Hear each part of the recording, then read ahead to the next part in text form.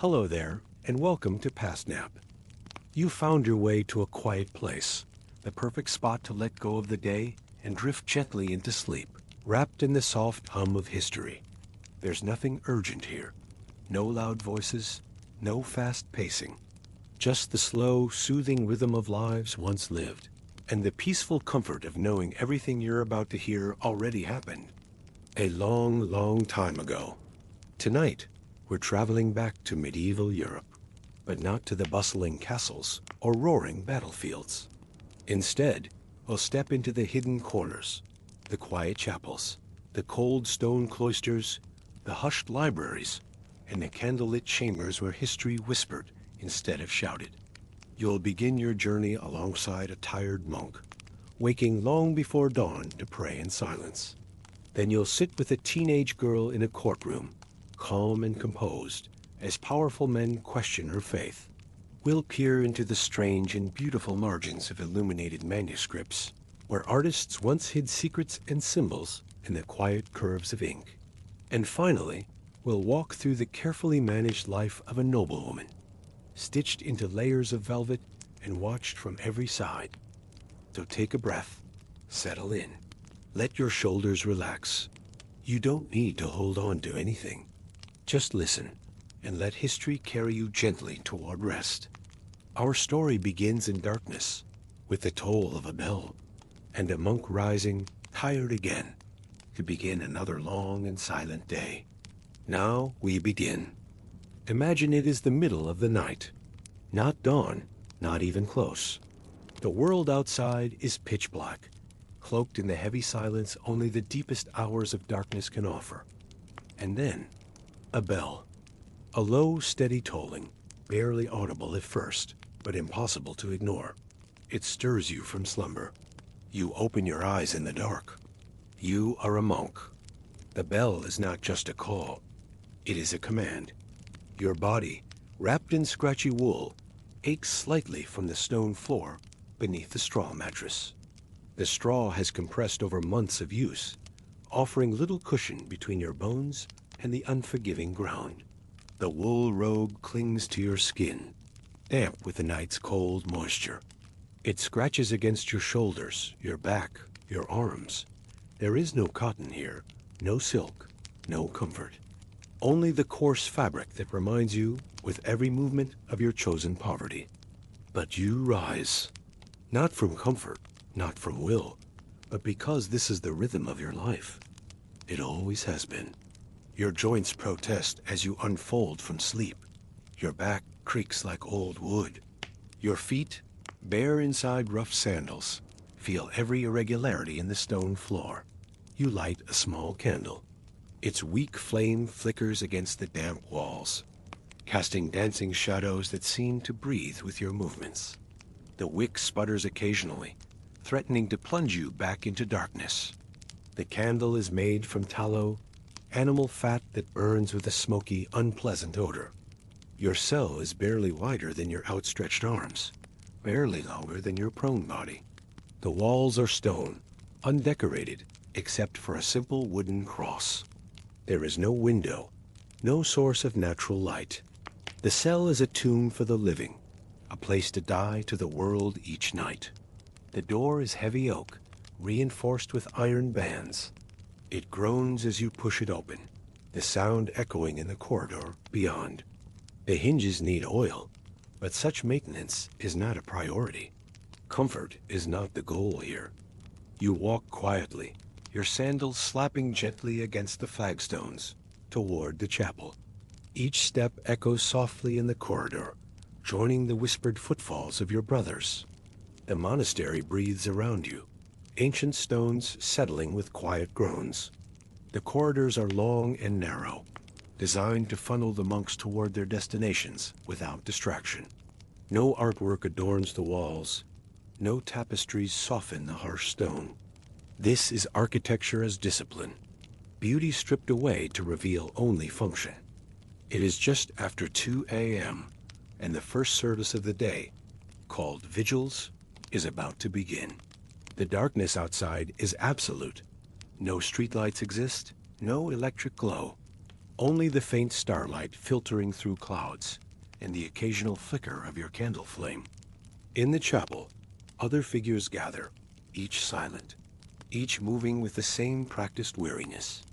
Some stumble slightly, still caught between sleep and waking. Others move with the fluid certainty of decades spent in this ritual. Brother Marcus, elderly now, moves slowly but surely. His joints have stiffened with years of kneeling on stone. The air is cold, and your breath hangs lightly in it. Frost has formed on the windows, creating intricate patterns that catch the candlelight. The chapel offers no more warmth than the cells. Heat is not provided here. The body must learn to function in cold. There is no conversation, only the rustle of robes and the hum of murmured Latin. The silence is not comfortable. It is imposed, maintained by will and habit. Every monk carries words unspoken, thoughts unexpressed. The silence becomes a weight, a constant pressure. Vigils can last for an hour, sometimes longer. The service stretches into the darkness, like a bridge between night and day. Psalms are chanted, each verse rising and falling in ancient melodies that have echoed through these walls for centuries. The melodies are not beautiful in any conventional sense. They are functional, designed to carry words rather than inspire emotion. The Latin flows over you like water. Dies in adjutorium meum intend. God, come to my assistance. The words are muscle memory now, carved into your mind through repetition. Your lips move without conscious thought. Your tongue shapes syllables worn smooth by countless repetitions. The Psalms tonight are from the darker collections. Psalm 88. I am counted among those who go down to the pit. Psalm 130. Out of the depths I cried you, O Lord. These are not comforting verses. They are honest ones, acknowledging the darkness that lives in every human heart. Brother Thomas reads tonight, his voice steady despite the hour. He pauses at the end of each verse, letting the words settle into the cold air. His reading is not dramatic. It is plain, unadorned, like everything else here. The Word of God needs no embellishment. Readings from Scripture follow. Everything is slow, deliberate, almost hypnotic. The pace is set by the oldest monks, those who have learned that haste is the enemy of devotion. Speed comes from the world. Here, only slowness has meaning. It is not meant to excite or inspire. It is meant to humble, to tire the mind, to tire the body. This is prayer as discipline. Prayer as weight. Prayer is the grinding down of the self until only service remains. The excitement belongs to the world outside these walls. Here, in the chapel, enthusiasm is suspect. Better to approach God with weariness than with the false energy of pride. Better to come empty than full of self. Your knees ache against the stone. The pain is sharp at first, then settles into a dull throb that colors everything. You shift slightly, seeking relief that never fully comes. The ache becomes part of the prayer, another offering laid before God. Around you, other monks sway gently, some fighting sleep, others deep in contemplation. Brother Paul's head nods forward, then jerks back as he catches himself. Brother Augustine stares fixedly at the altar, his lips moving in private prayer. The chapel itself is severe. No stained glass windows here, no elaborate decorations. The altar is plain stone, covered with a simple white cloth. A wooden crucifix hangs above it, carved from local oak. Christ's face is peaceful, but not serene. It shows the cost of salvation. Candles provide the only light, their flames creating pockets of warmth in the vast coldness. The smoke rises in thin columns, disappearing into the vaulted ceiling.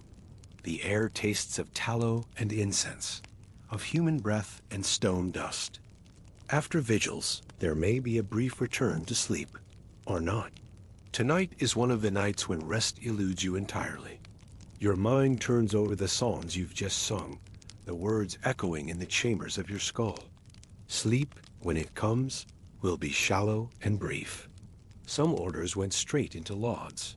The morning prayers, which could begin around 5 a.m. on. The sky outside remains black, but something in the air suggests dawn is still hours away. Winter nights stretch endlessly in this northern climate. You return to your cell, but sleep feels impossible now. The cold has seeped into your bones during the long service. Your feet are numb inside your sandals. Your hands ache from holding the heavy prayer book. Your mind refuses to quiet. The Psalms continue their echo.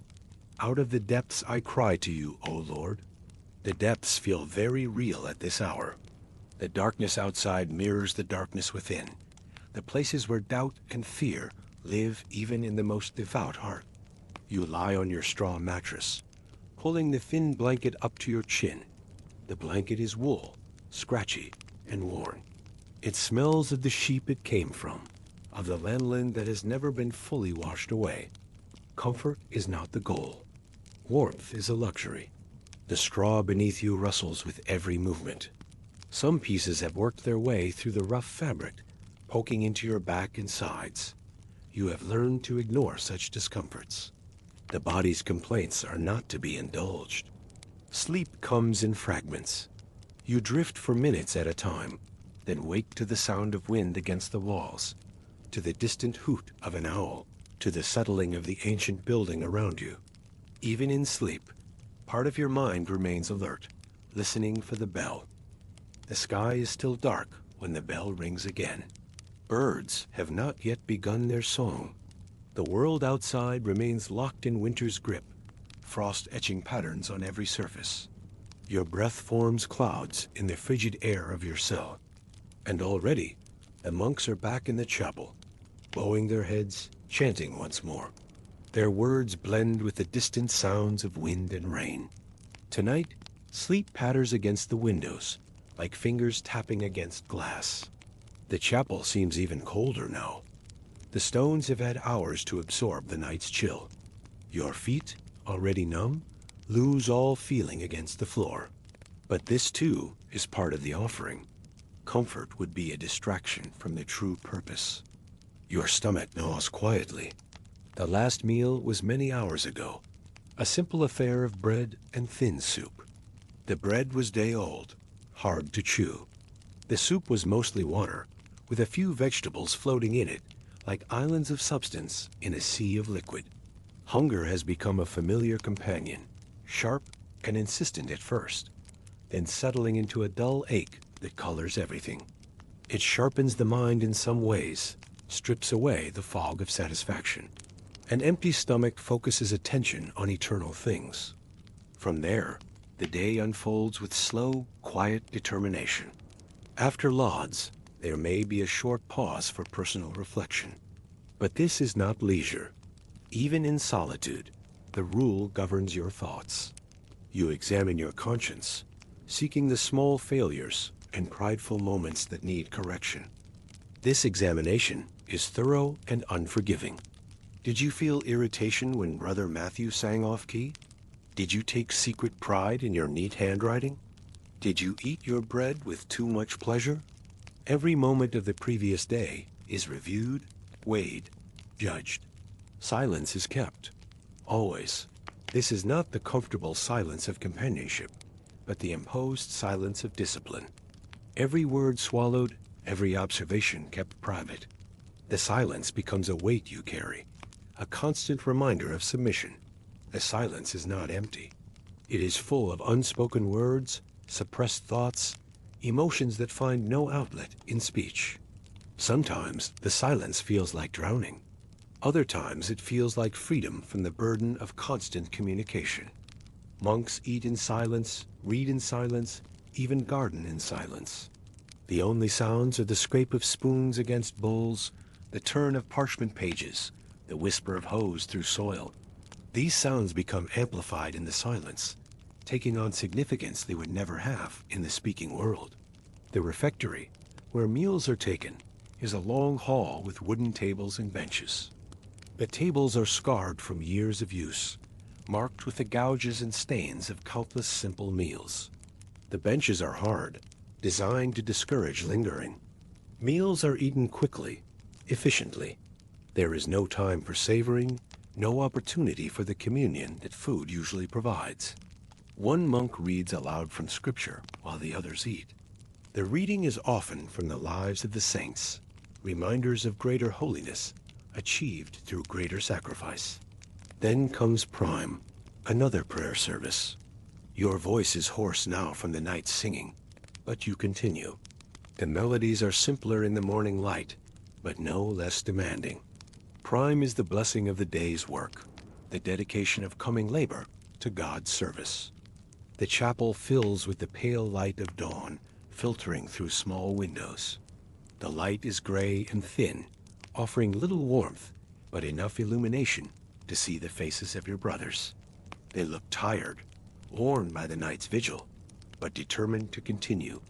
Then manual labor. Today, you might be assigned to the fields, digging, harvesting, sowing. Your hands are already cracked from yesterday's work, the skin split and rough. You pull on thick gloves, but they do little to soften the bite of the cold iron tools. The fields stretch beyond the monastery walls, brown and barren in winter's grip. The soil is hard, resistant to the plow. Each furrow must be fought for, won through patient effort. The oxen strain against their harnesses, their breath forming clouds in the cold air. The work is backbreaking. Hour after hour of bending, lifting, carrying. Your muscles ache, your joints protest, your hands blister despite the gloves. But this is good work, honest work. The sweat of your brow sanctifies the labor. Or to the kitchens, where the air is thick with steam and the smell of bread. Here, at least, there is warmth, though the work is no less demanding. Dough must be kneaded, vegetables chopped, great cauldrons stirred. The heat from the ovens creates a different kind of exhaustion, a lassitude that weighs on the limbs. The kitchen is the heart of the monastery's domestic life. Here, the simple ingredients are transformed into the sustenance that keeps the community alive. Bread, soup, porridge, the basic foods that fuel ritual life. Brother Francis rules the kitchen with quiet authority. He knows exactly how much bread to bake, how much soup to prepare. Waste is sinful here. Every crumb has value. Every drop of liquid matters. Nothing is thrown away that can be consumed. Or to the scriptorium, hunched over parchment, copying texts by hand, each letter perfectly shaped, each mistake a small shame. The ink flows from your quill like liquid night. One misplaced stroke, one moment of inattention, and hours of work must be scraped away and begun again. The scriptorium is the monastery's connection to the larger world of learning. Here, the great works of the church are preserved, copied, passed on to future generations. The work is painstaking, requiring perfect attention to detail. The parchment is expensive, made from animal skins that have been treated and prepared with great care. Each sheet represents a significant investment. To waste parchment through careless work is to waste the community's resources. Your back curves over the manuscript. The text today is Augustine's Confessions, and you find yourself lingering over certain passages. You have made us for yourself, O Lord, and our hearts are restless until they rest in you. The words seem to pulse with their own light on the page. The Latin is complex, full of theological nuances that require careful attention. Augustine's mind was sharp, his arguments subtle. To copy his words accurately, you must understand them first. The work becomes a form of education, a slow immersion in the Church's greatest thinkers. Each letter must be perfect. The manuscript you are creating may last for centuries, may be read by monks not yet born. Your handwriting becomes a legacy, a gift to the future. There is no room for haste or carelessness. The hours pass slowly. Time moves differently here, measured not by the sun's progress, but by the rhythm of prayer and work. Minutes stretch like hours. Hours compress into moments. The monastery exists outside the normal flow of time. The work continues regardless of weather, regardless of season. Rain pounds against the windows, but the copying continues. Snow piles against the walls, but the parchment must be filled. The work is constant, unrelenting, necessary. Your eyes strain in the dim light. Candles provide some illumination, but they are expensive and used sparingly. Much of the work is done in the gray light that filters through small windows. By evening, your vision blurs from the effort. The ink is made from oak galls and iron, mixed with gum arabic and water. It is permanent, indelible. Once applied to the parchment, it cannot be easily removed. Every stroke must be deliberate, every letter planned. Mistakes happen despite all precautions. A letter poorly formed, a word misspelled, a line skipped. When this occurs, the parchment must be scraped with a knife, the surface prepared again for writing. The work begins anew. Meals come, but they are modest. Often vegetarian, in keeping with the rule's emphasis on simplicity. Sometimes sparse, especially during the fasting seasons that punctuate the liturgical year. The goal is sustenance, not satisfaction. The meals are planned with mathematical precision. Exactly enough to maintain health, not enough to encourage gluttony. The portions are measured, the ingredients carefully chosen. There is no randomness in the monastery's diet. In some seasons, fasting rules reduce even that. Lent brings weeks of diminished portions, each meal a reminder of mortality. The bread becomes harder, the soup thinner. The body learns to function on less, finds strength in deprivation. Advent carries its own restrictions, preparing the body for celebration through deprivation. The Christmas feast will be all the more meaningful for the weeks of want that precede it. Hunger makes every morsel precious. Bread, the foundation of every meal, baked fresh in the monastery ovens. The crusts are dark and hard, the interior dense and filling. It sustains, but does not satisfy. The bread is made from coarse flour, ground from grain grown in the monastery's own fields. The bread tastes of earth and grain, of the sweat that went into its making. It is heavy, substantial, the kind of bread that fills the stomach and provides lasting energy. But it is never white, never refined. Such luxury is reserved for the world outside. Pottage, a thick porridge of grain and vegetables, sometimes enhanced with herbs from the monastery garden. It fills the belly, but leaves the spirit yearning for something richer. The pottage is different each day, depending on what vegetables are available. Barley, oats, and rye form the base. Onions, leeks, and cabbage provide flavor. Sometimes a bit of salt, if the monastery can afford it. The pottage is nutritious, but bland, designed to feed the body without exciting the palate. A small cup of weak ale or wine. The ale is thin and barely fermented, more water than grain. It provides some nourishment, but little pleasure. The wine, when it appears, is watered down until it barely reddens the cup. Water is dangerous in this age.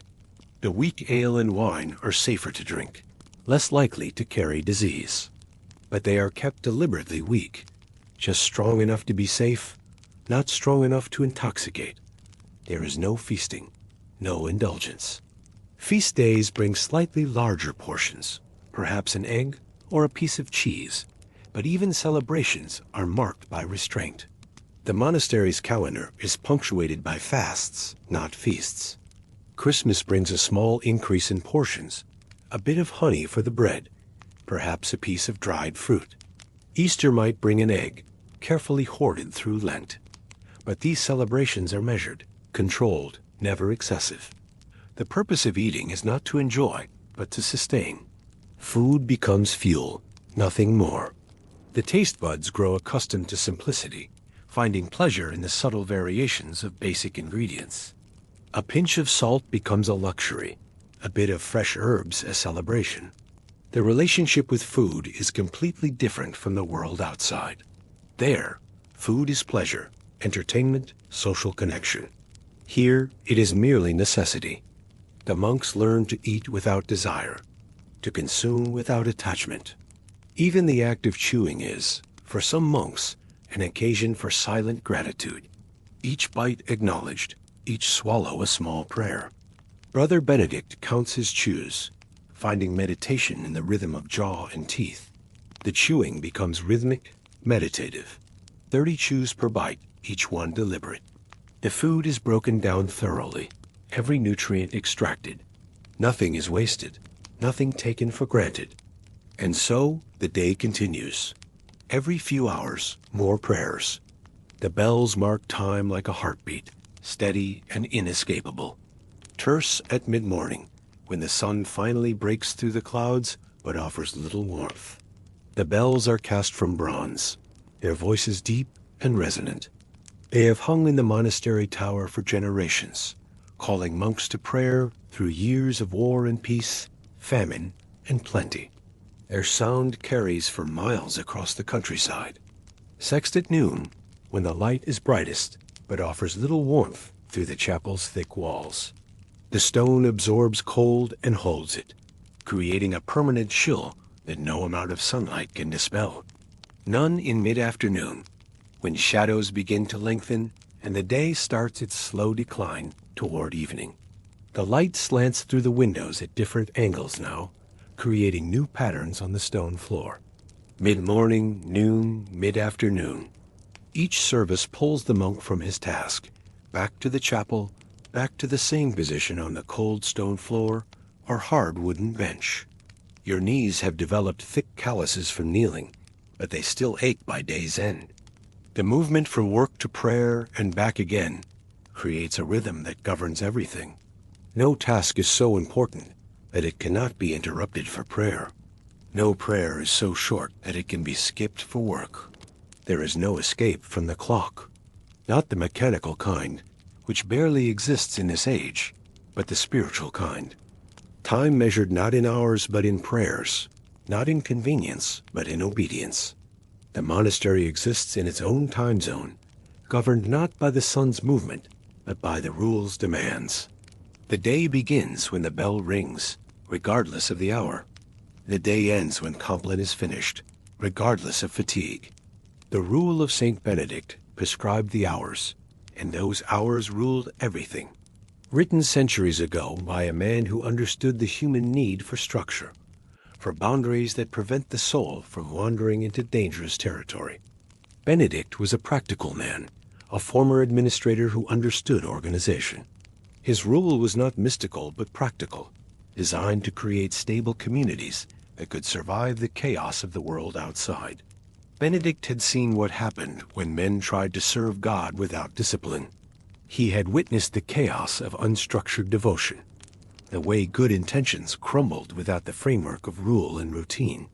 The rule was his answer to spiritual anarchy.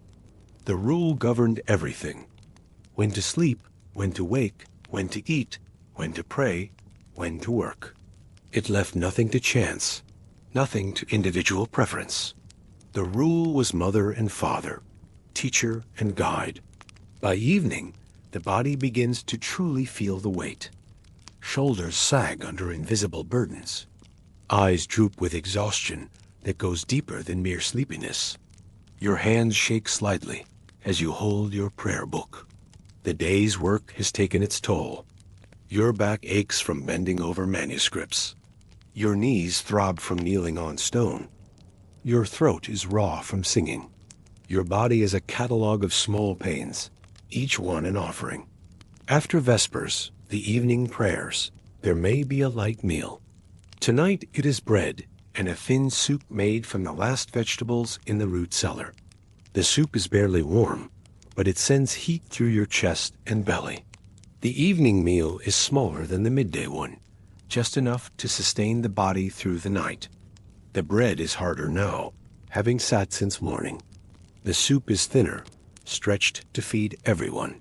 The root cellar is nearly empty. Winter has been long, and the stored vegetables are running low. Turnips, mostly, withered and sprouting. A few carrots, soft and sweet. Some onions, their outer layers peeling away. Then more reading. Personal study time, when each monk pursues his own spiritual education. You might read the lives of the saints, seeking inspiration in their struggles, or delve into theological treatises that challenge your understanding. The reading is not recreational. It is educational, formative.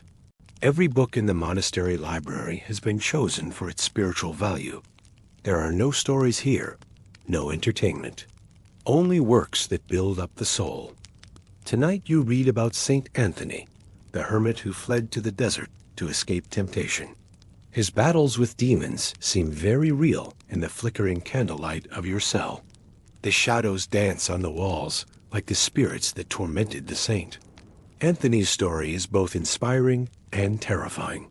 His courage in facing supernatural evil, his determination to persevere through decades of solitude, but also his suffering, his loneliness, his moments of doubt and despair. The Desert Fathers are the heroes of monasticism, the men who first discovered that holiness could be found through deprivation. Their example guides every monk. Their writings illuminate the path of spiritual discipline. And then, Compline, the final service of the day. The chapel is softer now, lit by fewer candles. The harsh edges of stone seem gentler in the golden light. The day's work is done, the day's prayers nearly finished. It is calm, gentle, a farewell to wakefulness. The songs chosen for Compline are lullabies of faith, verses that ease the transition from conscious prayer to unconscious rest. The melodies are softer, more soothing than the daytime chants. Into your hands I commend my spirit. The words feel like a letting go, a daily practice of dying to self. You sing them with your brothers, voices blending in harmonies, worn smooth by repetition. The harmony is not perfect. Some voices are stronger than others. Some monks sing off key. But the imperfection is human, honest. These are not professional musicians, but ordinary men seeking God through song. After Compline, silence falls like a heavy cloak. But this silence is different from the day's imposed quiet. This is the great silence, sacred and protective. It wraps around the monastery like a blessing, creating a cocoon of peace. It is called the Great Silence for good reason. From that moment until morning, no words are to be spoken. No casual conversations, no whispered questions, no shared observations about the day's events. The silence is absolute, inviolable. Only the sound of breath remains, a soft inhalation and exhalation of men at rest. The creak of wood as the monastery settles into night. The soft shuffle of footsteps on stone as brothers make their way to cells. The breathing becomes a form of prayer, a rhythm that continues even in sleep. In and out, each breath a small surrender to the divine will. The body prays even when the mind cannot. The monks return to their cells. Each man enters his small space like a hermit entering his cave. You blow out your candle, plunging the cell into darkness. The smell of extinguished wick lingers in the air, mixing with the odors of wool and straw. Sleep comes, but it is never deep. Your body has learned to expect interruption. Even in dreams, part of your mind listens for the bell that will summon you back to prayer. Sleep becomes another form of vigilance, another way of waiting upon God. Because just a few hours later, before the sun even dreams of rising, the bell will ring again. And you will rise, as you always do, because this is the rhythm that has claimed your life, the pattern that has shaped your soul. To live as a monk in medieval Europe was not a life of restful contemplation, as we might imagine today. Modern fantasies of monastic peace miss the grinding reality of constant discipline. This was not a retreat from the world, but an intensification of spiritual combat. The world outside might be chaotic, unpredictable, full of violence and uncertainty. But inside the monastery, the warfare was different. Here, the battle was against the self, against the ego that demanded comfort and pleasure and recognition. It was a life of constant movement between worship and labor, of hunger and cold, of exhaustion wrapped in ritual. Every moment planned, every activity sanctified. every breath dedicated to something larger than the self. The movement never stopped. From bell to bell, from prayer to work to prayer again. The monks were always in motion, always responding to the next demand, the next call to service. Rest was brief, comfort minimal. They were tired not because they were lazy, but because their lives demanded relentless discipline. Laziness was the enemy here, comfort the trap that could derail a soul's progress toward God. Tiredness was the goal, the means by which the self was finally subdued. Every breath measured, every hour claimed. The day parsed into fragments, each piece owned by the rule. Nothing left ungoverned or unaccounted for. Freedom was found not in choice, but in surrender, not in having options, but in having none. The cold bit deep in winter, seeping through wool robes and into bones. The monastery's heating was minimal, mostly from the kitchen fires and the body heat of many men in close quarters. The cold was another teacher, another reminder of mortality. Summers brought their own trials, stifling heat in the scriptorium, back-breaking labor in the fields under a merciless sun. There was no escape from discomfort, no season of ease. Each weather pattern brought its own challenges, its own opportunities for sacrifice. The long prayers tested patience and attention, standing for hours on stone floors, kneeling until circulation failed, sitting on wooden benches that grew harder with each passing minute. The body became an instrument of devotion, a tool for spiritual discipline. The fasts emptied the body systematically. Not the dramatic starvation of hermits, but the slow, steady reduction of physical comfort. Each meal measured, each portion carefully controlled. The body learned to function on less, to find strength in emptiness. The fieldwork demanded everything the body could give. Plowing behind oxen through heavy soil, harvesting grain under the August sun, hauling stone for repairs to the monastery walls. The work was honest, necessary, sanctifying. The lack of sleep accumulated like debt. Night after night of interrupted rest, rising at hours when the body craved deepest sleep, pushing through exhaustion that clouded thought and weakened limbs. Sleep became a luxury, rest a distant memory. These were not punishments. That was the paradox at the heart of monastic life. What looked like suffering from the outside was, to those within, something far more complex. The suffering was chosen, embraced, transformed into something holy. They were offerings. Each discomfort deliberately chosen, each hardship embraced as a gift to God. The monks believed that by exhausting themselves in this life, they could draw closer to eternity. The body's pain became the soul's joy. The weariness, the aching joints, the blurred eyes after hours of copying, these were sacred burdens.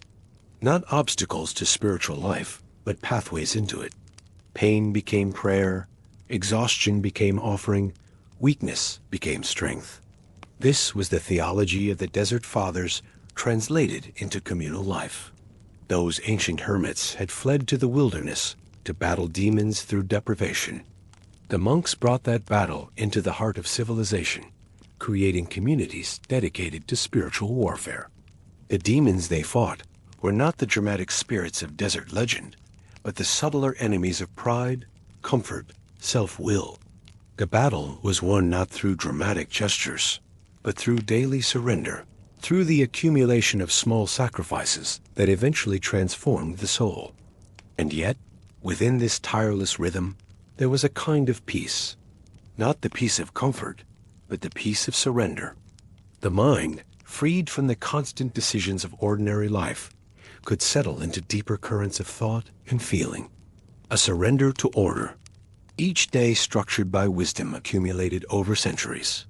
No need to choose what to eat, when to sleep, how to spend the hours. The rule decided everything, and in that decision lay a strange freedom. The freedom was not from responsibility, but from the burden of choice. In a world where every decision could be wrong, where every path led to uncertainty, the monastery offered the relief of absolute structure. A predictability that, while demanding, also calmed the mind. Anxiety about the future diminished when the future was already mapped out in prayer times and work assignments. Tomorrow would be like today, and today like yesterday. Each day was the same, and in that sameness there was purpose. Not the purpose of achievement or accumulation, but the purpose of formation. Each repeated action wore away a little more of the selfish self, revealed a little more of the divine image within. The routine became a kind of prayer itself. Rising at the bell's command was obedience made flesh. Walking to chapel in darkness was faith made visible. Kneeling on cold stone was love made concrete. The sameness was not monotony, but mystery. Within the repetition, subtle variations emerged. The same psalm sung on different days revealed different meanings. The same work performed in different seasons taught different lessons. So, when you imagine a medieval monk walking silently through the cloister at dawn, sandals brushing against dew-wet stone, know that he is not simply tired. He carries something more complex than fatigue, more profound than exhaustion. He is fulfilling a rhythm older than memory, a rhythm that connects him to generations of men who chose this path, who found in exhaustion a strange kind of freedom. The rhythm stretches back to the Desert Fathers, forward to monks not yet born. A rhythm that pulses quietly through time, marking the hours not with mechanical precision, but with the heartbeat of faith. Each bell a prayer, each prayer a step deeper into mystery, each mystery a doorway to the divine. And now, through the calm of your thoughts, that rhythm finds you. In the quiet of your own mind, you can hear the echo of those ancient bells. Feel the weight of that sacred tiredness. The monastery's peace reaches across centuries to touch your own soul. You may feel a heaviness behind your eyes, a slowing of thought. The monk's exhaustion was not just physical but spiritual. A deliberate dimming of the ego's bright demands, a conscious choice to embrace the darkness that precedes dawn. That is good. Let your breath grow deeper, your body looser. In this weariness lies a doorway to something the monks knew well, the peace that comes when the self finally stops struggling, when the will surrenders to something greater than itself. We are not yet finished with our journey, but you may rest here for a moment in the stillness of the cloister. Feel the cool stone beneath your feet, smell the incense lingering in the chapel air. Hear the whisper of wool robes against stone walls. When you are ready, we will drift softly forward through time itself. The monastery bells will fade behind us as we move toward a different kind of trial, a different test of faith. The silence of the cloister will give way to the noise of the world.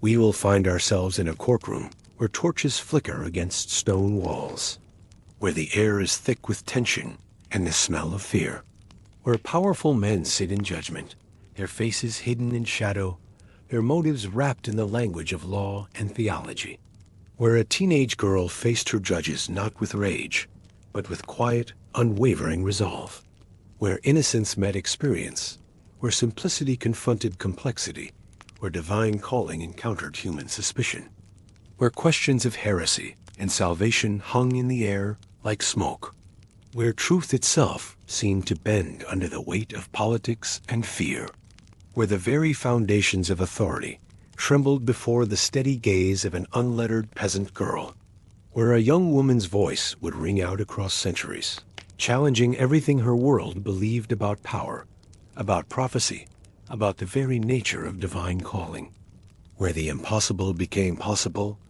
where the powerless found power, where the voice of God spoke through the most unlikely of messengers. The journey from cloister to courtroom is not as far as it might seem. Both places house souls seeking God, though they pursue that search through very different means. Both demand sacrifice, though the nature of that sacrifice varies greatly. The monks sought God through the slow erosion of self, through the patient accumulation of small surrenders. The girl we will meet sought God through the dramatic gesture, through the public declaration of divine mission. Come then, let us leave the tired monks to their endless prayers and discover what happens when divine calling meets human judgment. When the voice that speaks in silence encounters the voices that demand explanation, let us witness the moment when faith itself stands trial, when conviction faces interrogation, when the certainty born of prayer confronts the uncertainty of earthly power. The monastery and the courtroom share more than we might expect. Both are places where souls are weighed, where truth is sought, where the eternal intersects with the temporal. But where the monastery measures souls against the rule of Benedict, the courtroom measures them against the laws of men. Where the monastery seeks to empty the self, the courtroom seeks to fill it with confession. Where the monastery embraces silence, the courtroom demands speech. Where the monastery offers the peace of surrender, the courtroom promises only the violence of judgment. The girl we are about to meet knew both worlds. She understood the silence that speaks louder than words, the emptiness that contains all fullness. But she also understood that sometimes silence must be broken, that sometimes the voice of God demands to be heard above the voices of men. She had spent her own nights in something like vigil, not in chapel, but in fields, not chanting psalms, but listening to voices that came from beyond the world. She had known her own form of fasting, her own discipline, her own surrender to something greater than herself. But where the monks surrendered to the rule, she surrendered to the voice. Where they submitted to the wisdom of centuries, she submitted to the command of the moment. Where they sought God in the familiar rhythms of ancient prayer, she found God in the terrifying novelty of divine mission. The transition from monastery to courtroom is the transition from the known to the unknown, from the safe to the dangerous, from the predictable to the unprecedented. It is the movement from the peace of accepted truth to the turmoil of challenged authority. As we move forward in our journey, carry with you the memory of those tired monks, their steady devotion, their quiet surrender. Their weariness was a preparation, their exhaustion a kind of emptying that made room for something new. The bells that called them to prayer echo still, but now they call us to witness a different kind of service, a different kind of sacrifice. The stone floors that supported their kneeling now give way to the stone floors of a different kind of judgment hall. The candles that lit their vigils now illuminate a different kind of drama. A silence that wrapped their prayers now yields to the sound of accusations and defenses, of questions that probe and answers that reveal. Come, the courtroom awaits. The judges are taking their seats. The torches are being lit, and somewhere in the shadows, a young woman stands ready to speak words that will echo through history, words that will challenge everything, words that will transform silence into thunder. Let us go forward together into that place where divine calling meets human judgment, where the voice of heaven confronts the voices of earth, where a teenage girl's unwavering resolve will face the full weight of worldly power and religious authority. The monastery taught us about surrender. The courtroom will teach us about courage. Both lessons come from the same source. Both point toward the same truth. Both reveal the mystery of what happens when human souls encounter the divine will. The bells are fading now. The courtroom doors are opening, and history itself holds its breath, waiting to see what happens when God speaks through the most unlikely of messengers, when truth confronts power, when innocence faces experience across the vast divide of judgment. Forward then, from the cloister to the court, from prayer to trial, from the peace of accepted faith to the chaos of challenged truth, from the tired monks who found God in exhaustion to the young woman who found God in mission, from silence to speech, from submission to proclamation, from the safety of walls to the danger of the world. The journey continues. The year is 1431. The stone walls of Rouen castle, deep in northern France, are thick and damp. They have stood for centuries, weathered by rain and time, built to withstand siege and storm. But today they contain something more fragile than war machinery or treasure. The air inside is stale, cold, and filled with the soft echo of movement. The gentle scrape of chairs being positioned on worn stone floors. The faint rustle of parchment His scribes prepare their quills and ink. The quiet murmurs of men preparing themselves for what is to come. This is not a courtroom as you might imagine today. There are no dramatic speeches waiting to be delivered. No shouts of objection or passionate pleas for justice. No banging of gavels to restore order. Only a slow and deliberate proceeding, measured and methodical, presided over by men who have already made up their minds. The morning light filters weakly through narrow windows, casting long shadows across the chamber. Dust motes dance in the pale beams, suspended like tiny spirits in the cold air. The smell of old wood and damp stone mingles with the acrid scent of ink and parchment. At the center of the room sits a girl. She is positioned on a simple wooden chair, nothing ornate or ceremonial about it. Her feet rest flat on the floor, her back straight. She is only 19 years old, but her face holds the calm of someone far older. Her name is Jean. We know her as Joan of Arc. Her hands are bound, though she is not struggling. The rope is rough against her wrists, but she does not pull at it or test its strength. She does not shout or demand to be heard. She does not cry or plead for mercy. Her eyes remain steady, fixed on a point somewhere beyond her accusers. She listens. The room is filled with clerics. Dozens of them, arranged in careful rows, like soldiers preparing for battle. Scholars in their long robes, some young and eager, others old and weathered by years of theological debate. Men of the church, representatives of the University of Paris, canon lawyers with their detailed knowledge of religious law. They have been sent to determine whether she is guilty of heresy. But in truth, many already believe she is. The English, who occupy Rouen, want her discredited. They have paid well for this trial, funded it with gold and political pressure. This girl, this peasant from the village of Domremy, this so-called visionary, has done the impossible. She has inspired armies, rallied towns, and turned the tide of battles. She has taken a demoralized France and given it hope again. And she did so not with the sword alone, but with something far more dangerous. The strange, unsettling force of her unwavering faith. Faith that could not be bought or broken. Faith that seemed to come from somewhere beyond the world of politics and war. She says she hears voices. Saints who guide her, she claims. Michael the Archangel with his sword and golden light. Saint Catherine of Alexandria, the learned virgin martyr. Saint Margaret of Antioch, who emerged from the belly of a dragon. She says they speak to her in French, in soft tones like a mother comforting a child, telling her to be brave, to protect her country, to crown the rightful king. For her accusers, these claims are deeply dangerous. They blur the line between sanctity and delusion, between divine inspiration and demonic possession, between legitimate religious experience and outright blasphemy. The Church has always been suspicious of those who claim direct communication with the divine, especially when those claims challenge established authority. So she is brought here, to this cold chamber in Rouen, to be questioned, and questioned again, and again, until every word she has ever spoken can be weighed and measured and found wanting. The chief judge is Pierre Cochon, Bishop of Beauvais. He is a man of considerable learning and even more considerable ambition.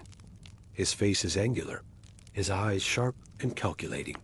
He has aligned himself with the English cause, and his future depends on the outcome of this trial.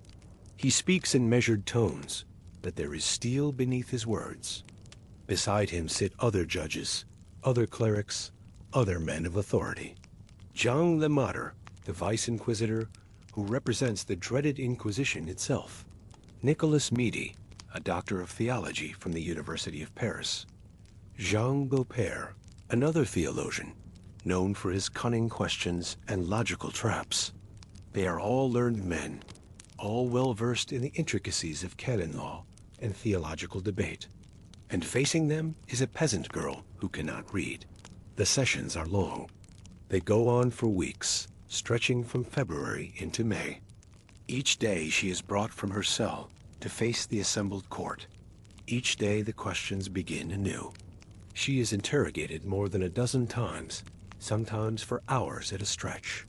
The scribe's hands cramp from recording every word, every pause, every inflection. The judges ask about her visions. When did they first come to her? What did the saints look like? What exactly did they say?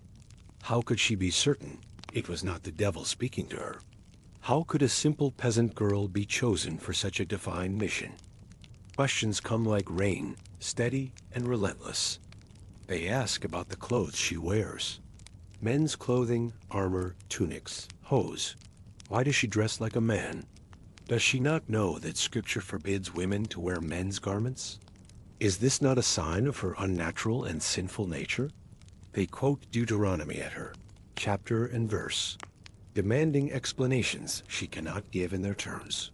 They ask her if she knows whether she is in God's grace. It is a theological trap of a question, carefully crafted to ensnare her no matter how she answers. If she says yes, she is guilty of the sin of pride and arrogance. If she says no, she is admitting guilt and separation from God. Either way, she has condemned herself. Her reply, calmly spoken, cuts through the trap like a blade through silk. If I am not, may God put me there, and if I am, may God so keep me. The words hang in the air for a moment. Several of the judges exchange glances. It is not the answer they expected, not the answer they prepared for. She speaks simply, without flourish or elaborate rhetoric. Her words are quiet, measured, but they carry a weight that seems to press against the walls of the chamber. She does not speak like a trained theologian or a learned scholar.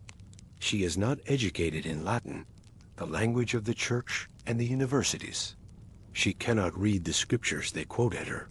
She has never studied the great commentaries or the works of the church fathers. And yet she answers with clarity and confidence that unsettles the court. Sometimes she turns the questions back on her accusers, asking them to examine their own motives and their own faith.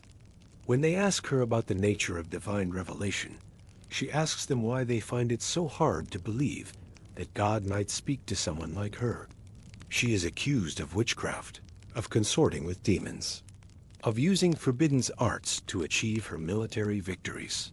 They demand to know about the ring she wore, about the standard she carried, about the sword she claimed to have found buried behind an altar. Every detail of her life is scrutinized, every action examined for signs of supernatural influence. She is accused of dressing improperly, of defying the natural order, of rejecting the role that God has assigned to women. They cite Paul's letters, Augustine's writings, centuries of theological tradition that places women firmly under the authority of men.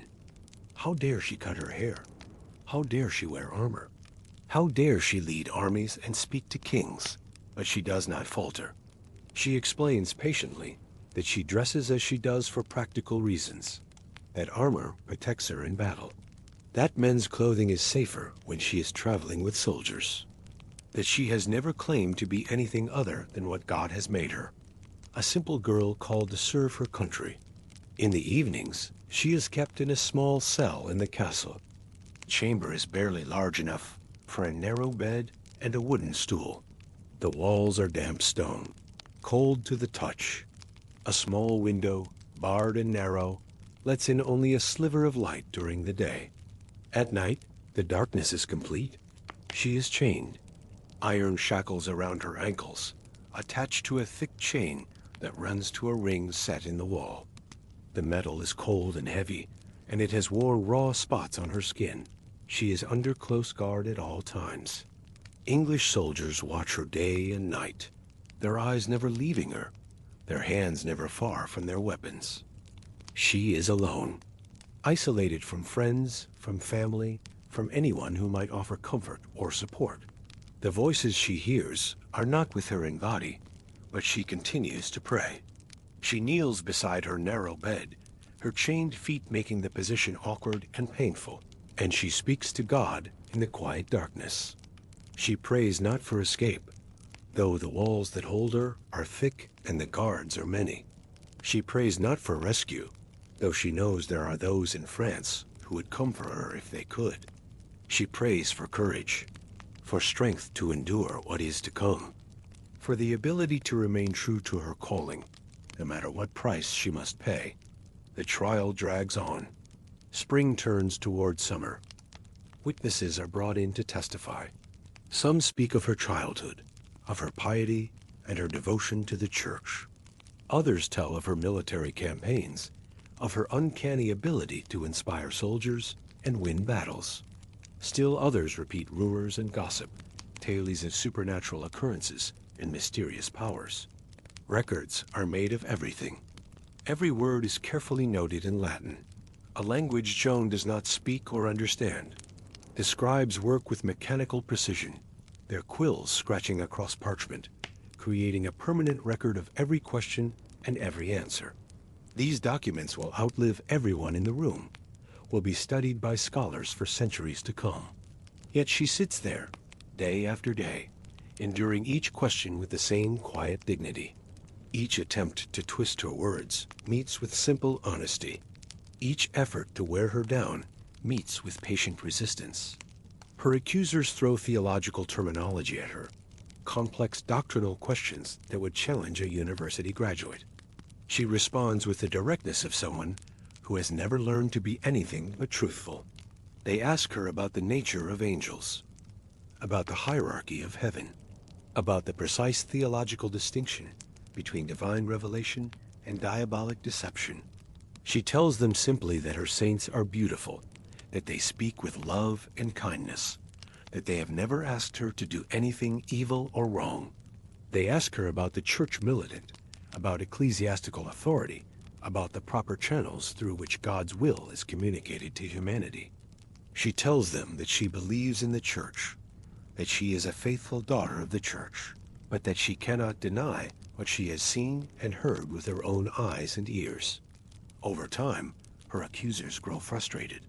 They had expected a simple girl to be easily broken, to be overwhelmed by their learning and their authority.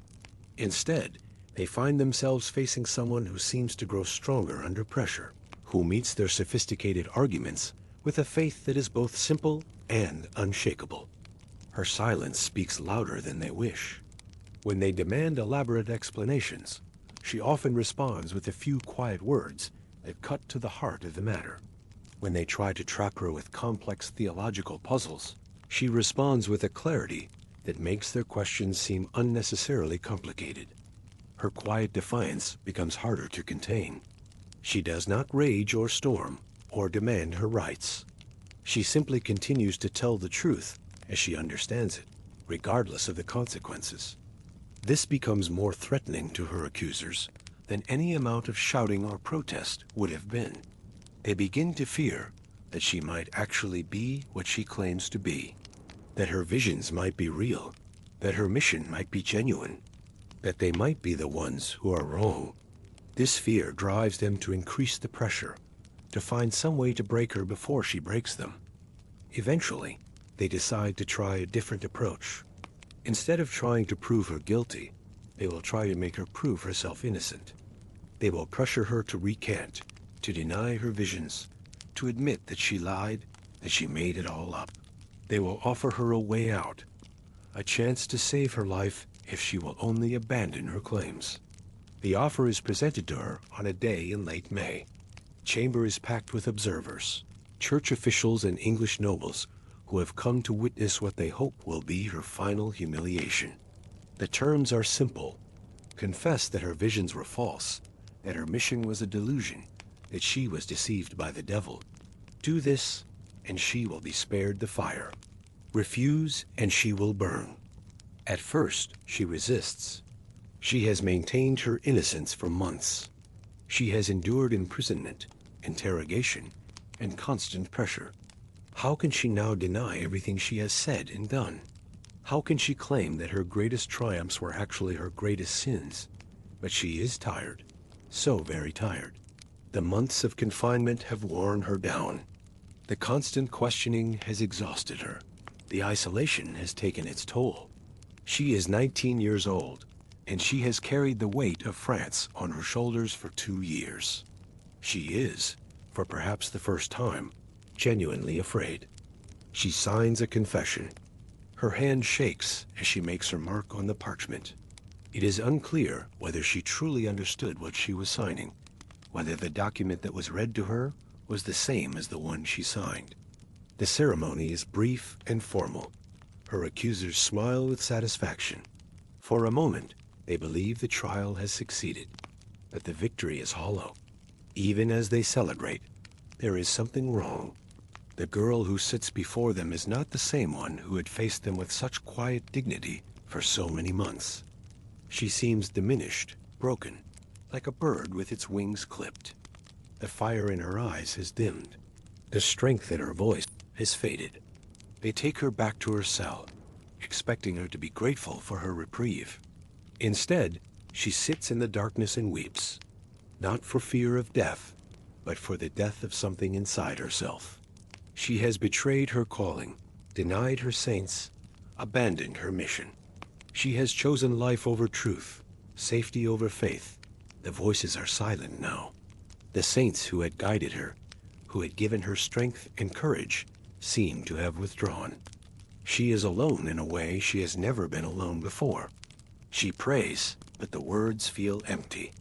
She calls out, but no one answers. Days pass. She is moved to a different cell, one that is somewhat less harsh. Her chains are removed. She is given a dress to wear instead of her men's clothing.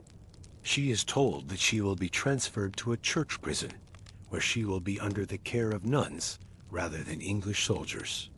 But the promised transfer never comes. Instead, she remains where she is, guarded by the same soldiers, subject to the same restrictions. Worse, some of the guards begin to treat her with less respect, now that she has been officially declared a heretic. One attempts to assault her, and she fights him off, but the incident shakes her badly. It is then that she realizes the full extent of her situation. Her confession has not saved her. It has only made her more vulnerable.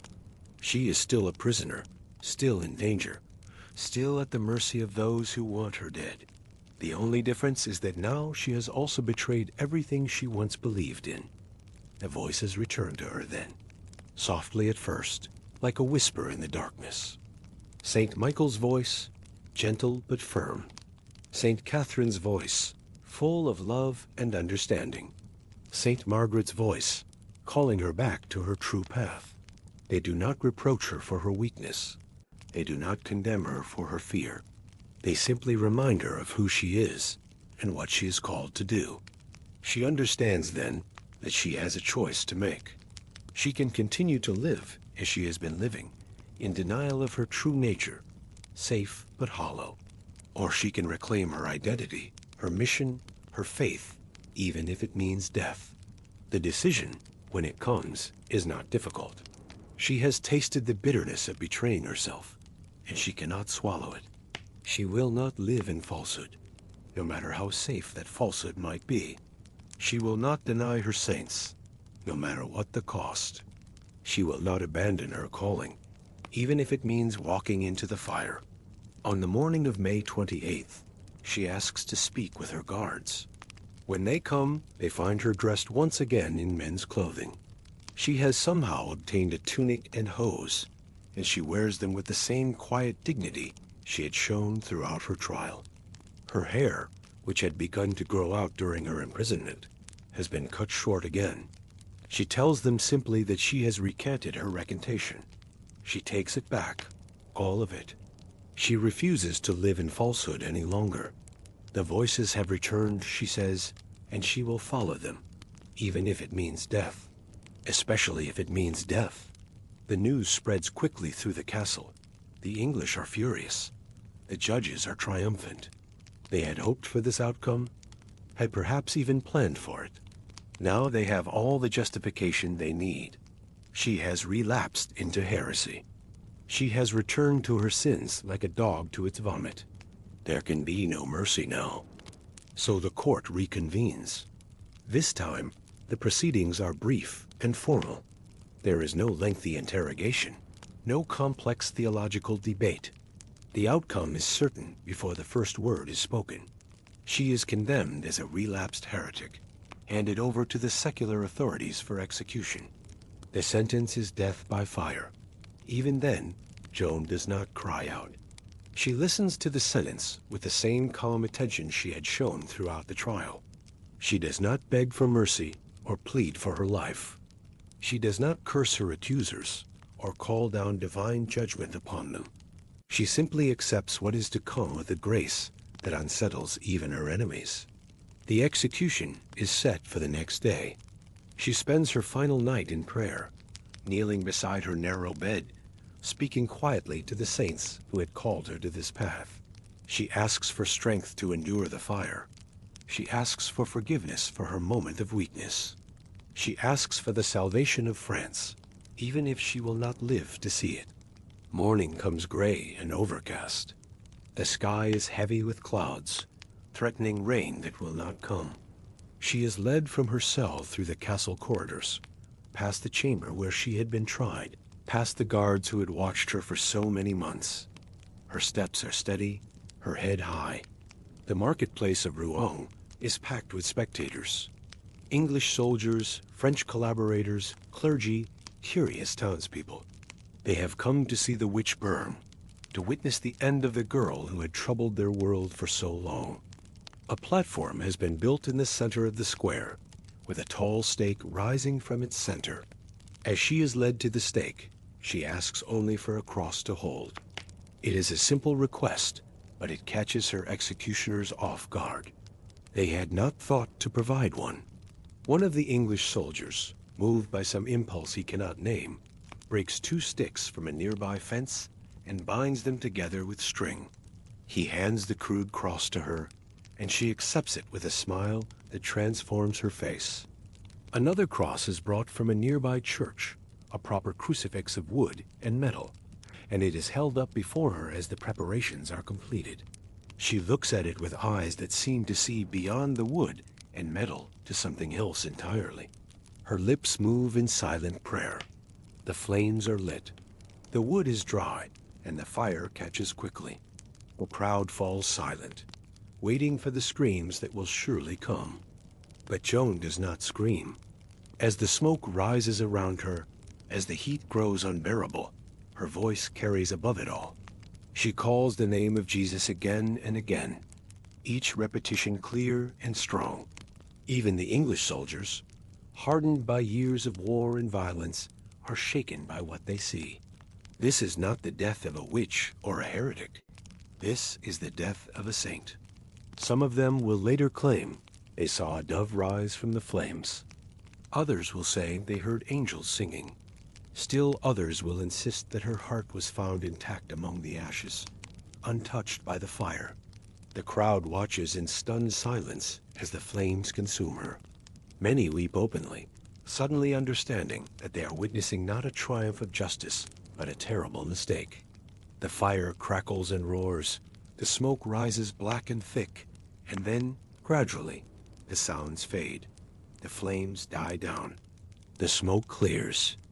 Joan is gone, but the memory of her calm, her clarity, her quiet strength does not fade with the smoke. It is recorded in the trial documents, preserved in the careful handwriting of the scribes. It is passed down through stories told by those who witnessed her death. It echoes softly in the margins of history, not as a cry of defiance, but as a whisper of faith that will not be silenced.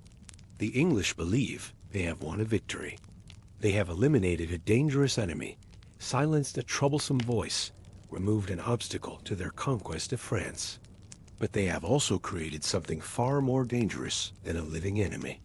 They have created a martyr, a symbol, a memory that will outlive all of them. Within 25 years, the political situation will change. The English will be driven from France. The king Joan had crowned will order a new trial, one that will examine the proceedings at Rouen and find them wanting. The judges who condemned her will be condemned in turn. The church will officially reverse its verdict, declaring her innocent of all charges. In time, she will be declared a martyr, then a saint.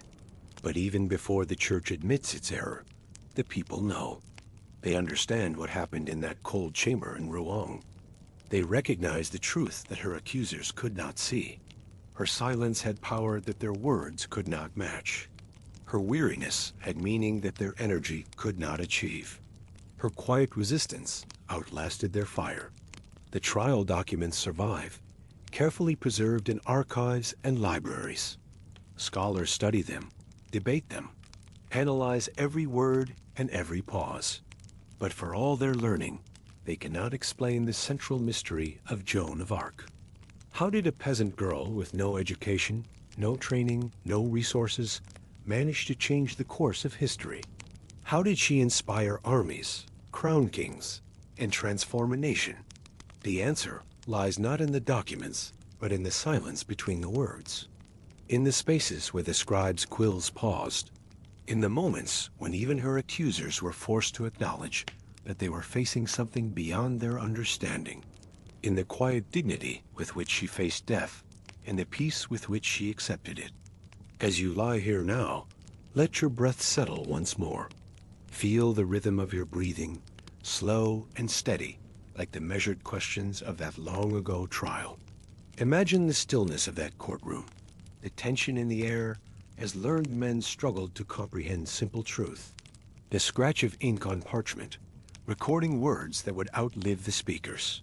The cold stone underfoot, indifferent to the drama being played out above it. And in the center of it all, the voice of a young woman who refused to be broken, who chose truth over safety, faith over fear, integrity over life itself. Her voice, quiet but unshakable, still echoes in the stone walls of Rouen, still whispers in the turning of ancient pages, still reminds us that some things matter more than survival. The fire consumed her body, but could not touch her spirit. The judges condemned her words, but could not silence her message. The English eliminated her presence, but could not erase her influence. She became something more than human in that moment, something that transcends the boundaries of time and place and circumstance. Her story does not end with the flames. It begins there, spreading like ripples on a still pond, touching lives and changing hearts across the centuries. The girl who heard voices in the fields of Domremy became a voice herself, speaking across the ages to all who have ears to hear. Now, let us turn the page. Let us leave the stone chambers of Rouen and the echoes of that long-ago trial. Let us drift into stranger territories, where the boundaries between real and imagined blur like smoke, where ancient scribes drew creatures that never were, and decorated their margins with impossible things. In the quiet spaces between one breath and the next, we will find ourselves in monastery scriptorium, surrounded by half-finished manuscripts and the smell of ink and vellum, where patient monks bent over their work by candlelight, and sometimes, in the margins of their careful copying, let their imaginations run wild. Here, in the illuminated borders of medieval manuscripts, dragons dance with rabbits, and knights joust with snails. Here, the impossible becomes commonplace, and the fantastic becomes familiar. Here, in the spaces between sacred words, we will find a different kind of truth entirely. Picture yourself in a room that smells faintly of ink, parchment, beeswax, and wool. The scent hangs heavy in the air, a mixture of sacred and earthly elements. Oak gall ink mingles with the sweet fragrance of vellum made from calfskin. Candle wax pools in brass holders, releasing tiny wisps of smoke that dance toward the stone ceiling. The light is dim, filtered through narrow windows or flickering gently from an oil lamp nearby. Each flame casts moving shadows across the walls, making the written words seem to breathe and shift. The windows are small by design, keeping out both harsh sunlight and prying eyes. You are in a scriptorium. This is the heart of medieval learning, where knowledge lives and grows. The walls are thick, hewn from local stone, keeping out the noise and chill of the outside world. Beyond these walls, life continues its rough and tumble course. But here, time moves differently. All around you, robed figures sit hunched over wooden desks, eyes squinting, hands steady. Their backs ache from hours of careful work. Their fingers are stained with ink that will never fully wash away. They do not speak. The only sound is the soft scratching of quills and the quiet turning of pages. The silence is not empty. It pulses with concentration, with devotion, with the weight of words being born. Each monk knows that the text he copies may outlive him by centuries. Each letter he forms is a small act of preservation against the chaos of the world. This is where books are born, not printed, not bound in haste, but slowly, patiently, written one careful stroke at a time. The process can take months for a single volume, years for the most elaborate works. Time here is measured not in hours, but in pages completed, in chapters finished, in the slow accumulation of wisdom. Every letter is shaped by hand. The scribe's fingers grip the quill just so, feeling for the right pressure, the perfect angle. Too light, and the ink will not flow. Too heavy, and the parchment will tear. Each character must be uniform, readable, beautiful. There is no room for haste. Every margin planned with precision. The page layout follows ancient rules passed down through generations. Text blocks must align. Spacing must be consistent. The eye must find rest and rhythm as it moves across the page. Nothing is left to chance. And within those margins, there is something curious. At first glance, they seem like empty space, a necessary border around the sacred text. But look closer. Peer into those careful boundaries between text and edge. Something stirs there. Not just vines or flowers or gilded frames, though these appear too, curling in elaborate patterns that would make any garden jealous. Golden leaves catch the lamplight. Painted roses bloom eternal in their perfect form. But there is more. But creatures, strange ones. They peek out from behind letters, climb over words, dance between lines. They seem to have wandered in from some other world entirely, a world where logic bends and imagination rules. A rabbit jousting with a snail. The rabbit sits astride a horse no bigger than a cat, lance raised high. The snail rears up on its tail, its own tiny weapon gleaming. Who could imagine such a battle? What could it mean? The image makes you smile, then makes you wonder. A monkey playing a harp. Its nimble fingers pluck strings that seem to sing even in silence. The creature's face is almost human, full of concentration and joy. Perhaps this is how the monk felt as he painted it, finding music in his careful work. A bishop being chased by a swarm of frogs. The holy man's robes fly behind him as he flees, his face a mask of comic terror. The frogs hop in determined pursuit, their mouths open in what might be song or war cry. The image is absurd, delightful, and somehow unsettling all at once. These are the illuminations. The word itself means to light up, to make bright. But these images do more than brighten the page. They illuminate the mind, the spirit, the hidden corners of medieval thought. To modern eyes, these images seem whimsical, even nonsensical. We live in a world of photographs and films, of literal representation and clear meaning. These painted creatures seem to come from dreams, from stories half remembered, from a time when symbolism spoke louder than reality. They look like doodles or jokes, children's drawings made by adults who should know better. We might dismiss them as mere decoration, pretty but meaningless additions to serious texts. But this would be a mistake. But to those who made them, they were far more than decoration. Every stroke of the brush carried intention. Every creature placed with purpose. Every joke told with meaning behind the laughter. They were commentary, silent voices speaking alongside the official text. Where the written word proclaimed divine truth, the images whispered human doubt. Where scripture demanded obedience, the creatures danced with freedom. Secrets, hidden messages for those who knew how to read them. A language within a language, spoken in symbols and suggestions. The uninitiated might see only pretty pictures, but the wise would recognize the deeper conversation taking place. Puzzles, riddles wrapped in paint and gold leaf. Some could be solved with knowledge of scripture or classical learning. Others required understanding of local customs, political tensions, or personal relationships. The best puzzles revealed new layers of meaning with each viewing. Sometimes satire. The medieval world was rigid, hierarchical, often cruel. Direct criticism could bring punishment or death. But a painted fox dressed as a priest? A cat mocking human pretensions? These images could say what words dare not speak. Sometimes prayers.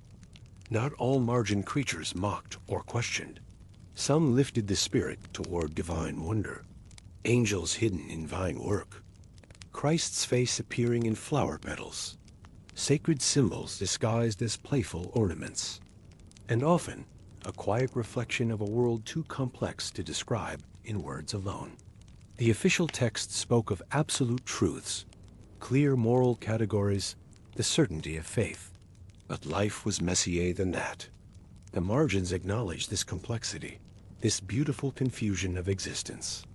The scribes who filled these margins were often monks, men who had devoted their lives to God, to learning, to the preservation of knowledge. They rose before dawn for prayer, spent hours in contemplation, owned nothing but their robes and their faith. They spent hours each day in rigid silence, copying religious texts. The rule of Saint Benedict governed their lives, marking each hour with prayer, work, study, and rest.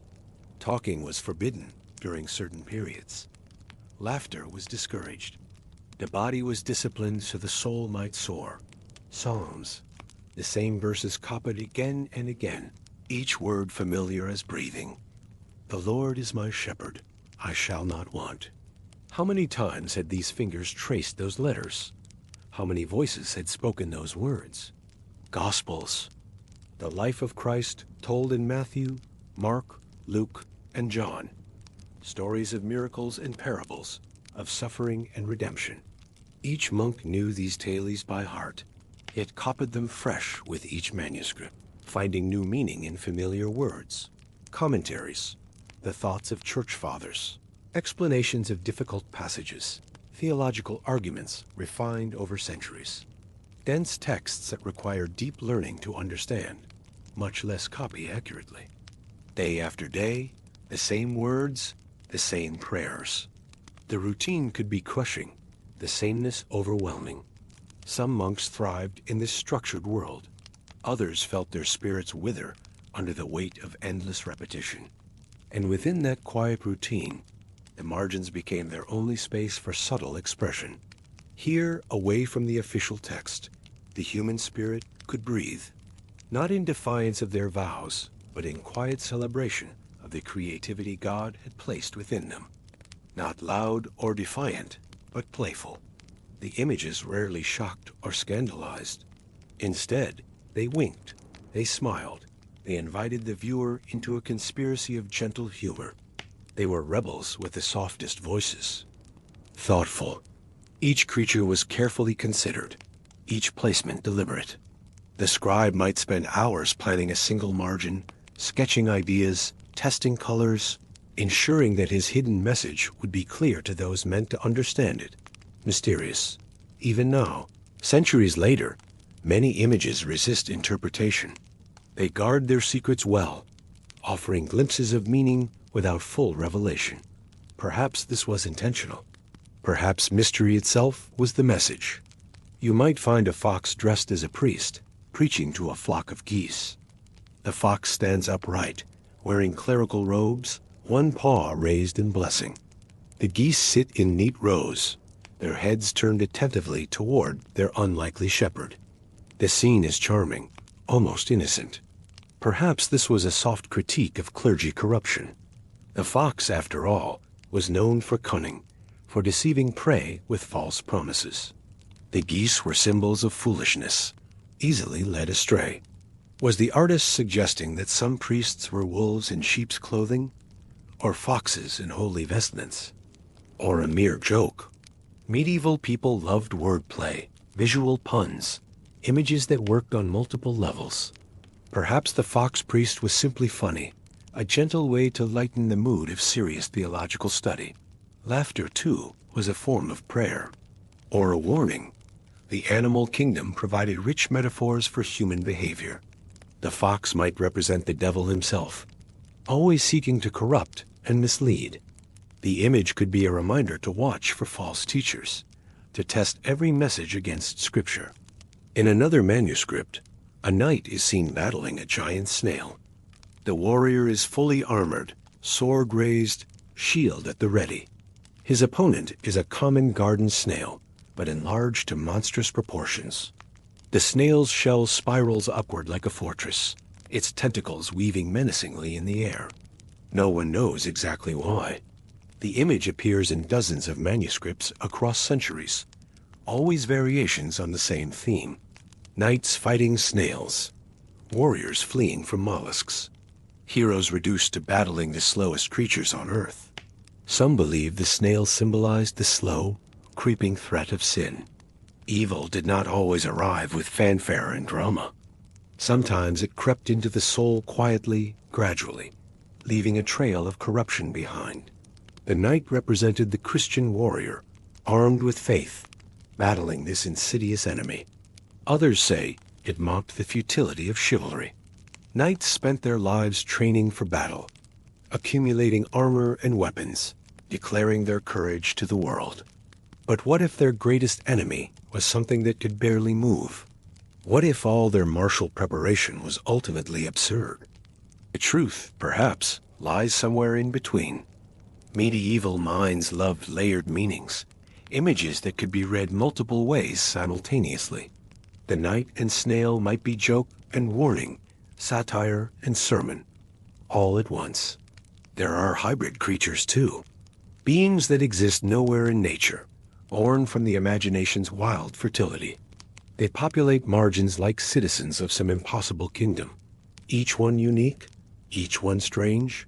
Fish with human faces. They swim through painted streams, their expressions startlingly human. Some smile, some frown, some gaze with melancholy wisdom. Are they the souls of the drowned? Symbols of Christ as fisher of men? Or simply the products of artistic whimsy? Birds with antlers. They perch on painted branches, their deer horns spreading wide as wings. Perhaps they represent the meeting of earth and sky, the union of different realms. Or maybe the artist simply wondered what would happen if two beautiful things were combined. Cats wearing shoes. Domestic animals elevated to human status, walking upright through miniature worlds. Medieval people knew cats well, appreciated their independence, their mystery, their ability to exist between wild and tame. These shoe-wearing felines might represent the thin line between civilization and nature. They do not appear randomly. Though they seem whimsical, their placement follows careful logic. Each creature relates to its surroundings, commenting on the text, enhancing the page's overall meaning. Often, they reflect the text they surround, mirroring its themes, or offering silent commentary. If the text speaks of humility, the margins might show proud creatures brought low. If the passage discusses wisdom, owls and other learned animals appear nearby. In books of hours, personal prayer books, you might find lovers in the margins, or scenes of farming, or images of hell. These private devotional works were owned by wealthy individuals, often women, who used them for daily prayer and meditation. The lovers remind us that earthly affection was not forgotten in spiritual devotion. Young couples hold hands, exchange flowers, gaze into each other's eyes. Even in prayer books, the heart's desires found expression.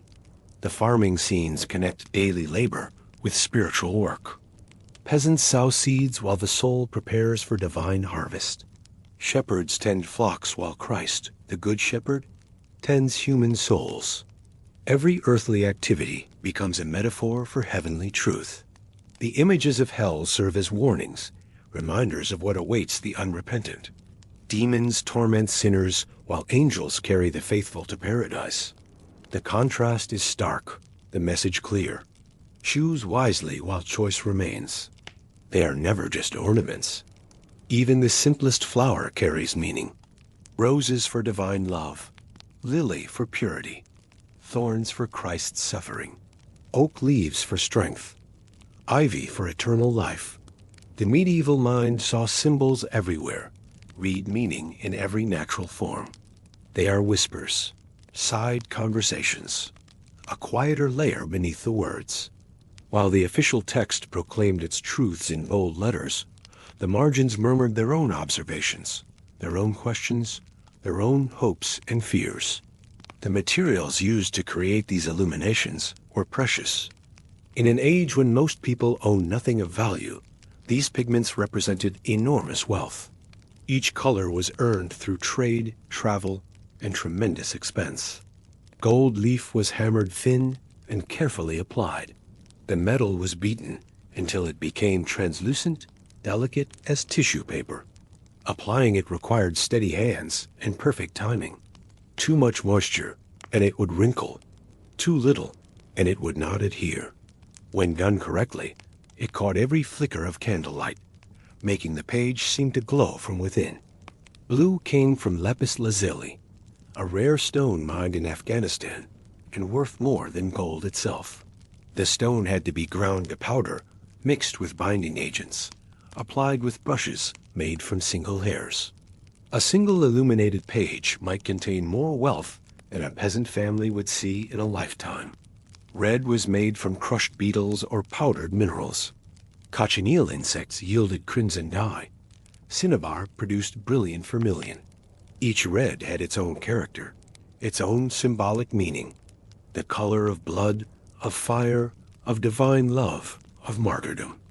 Every stroke required patience. The pigments could not be rushed. Some had to dry completely before others could be applied. Some reacted badly with neighboring colors. The artist learned to work slowly, methodically, allowing each layer to achieve perfection before adding the next. Every mistake could ruin the page. Parchment was too expensive to waste. If a line went wrong, if a color ran, if a creature's proportions failed, the entire sheet might have to be discarded. Months of work could vanish with a single careless moment. The pressure was enormous. Yet somehow, in this environment of perfectionism and precious materials, playfulness flourished. The most valuable pages often contained the most whimsical images. Perhaps luxury itself encouraged experimentation.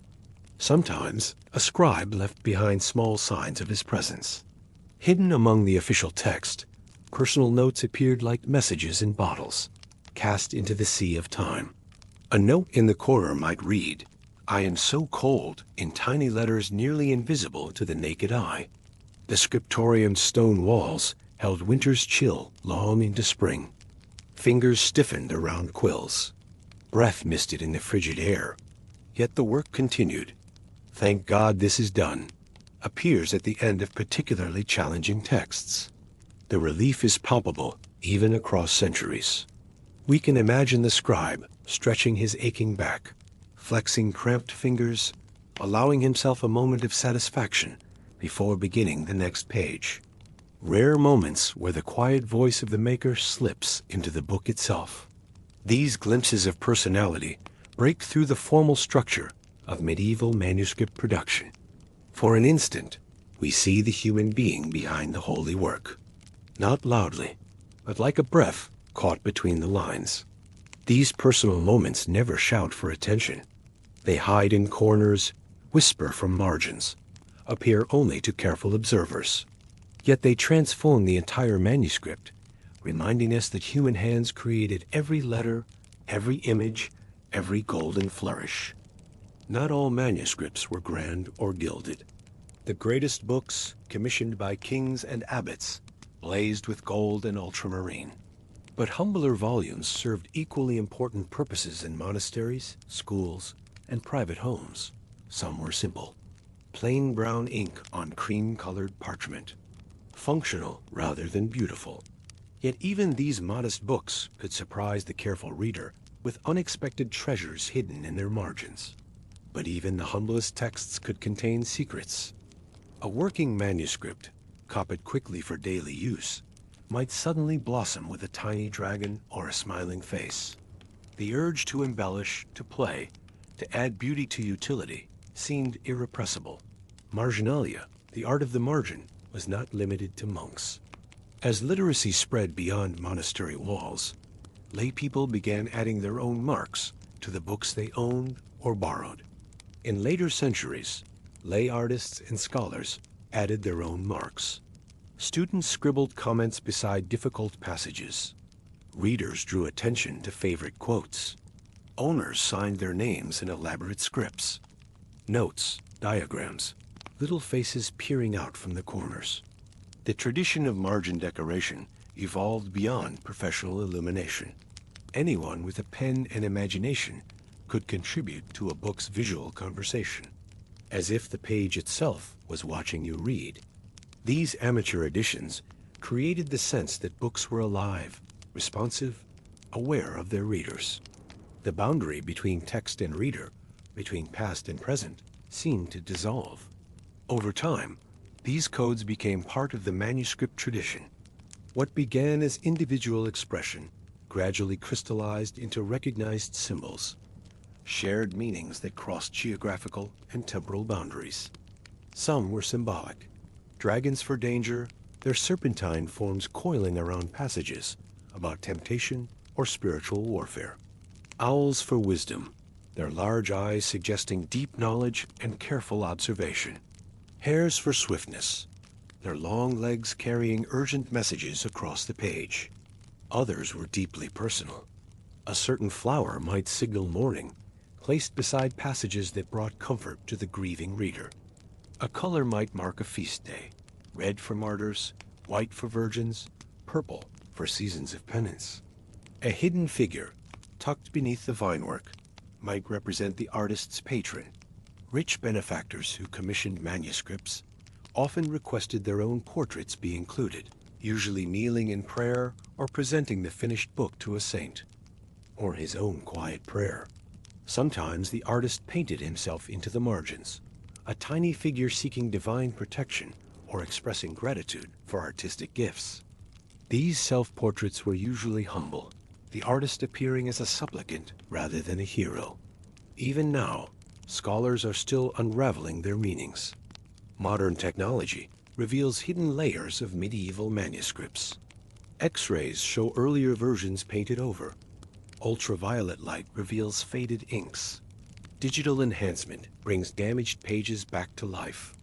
Manuscripts are studied under magnification, scanned with ultraviolet light, and compared across centuries. International databases catalog millions of images, allowing researchers to trace the spread of artistic motifs across Europe and beyond. But much remains unknowable. The artists took their secrets to the grave.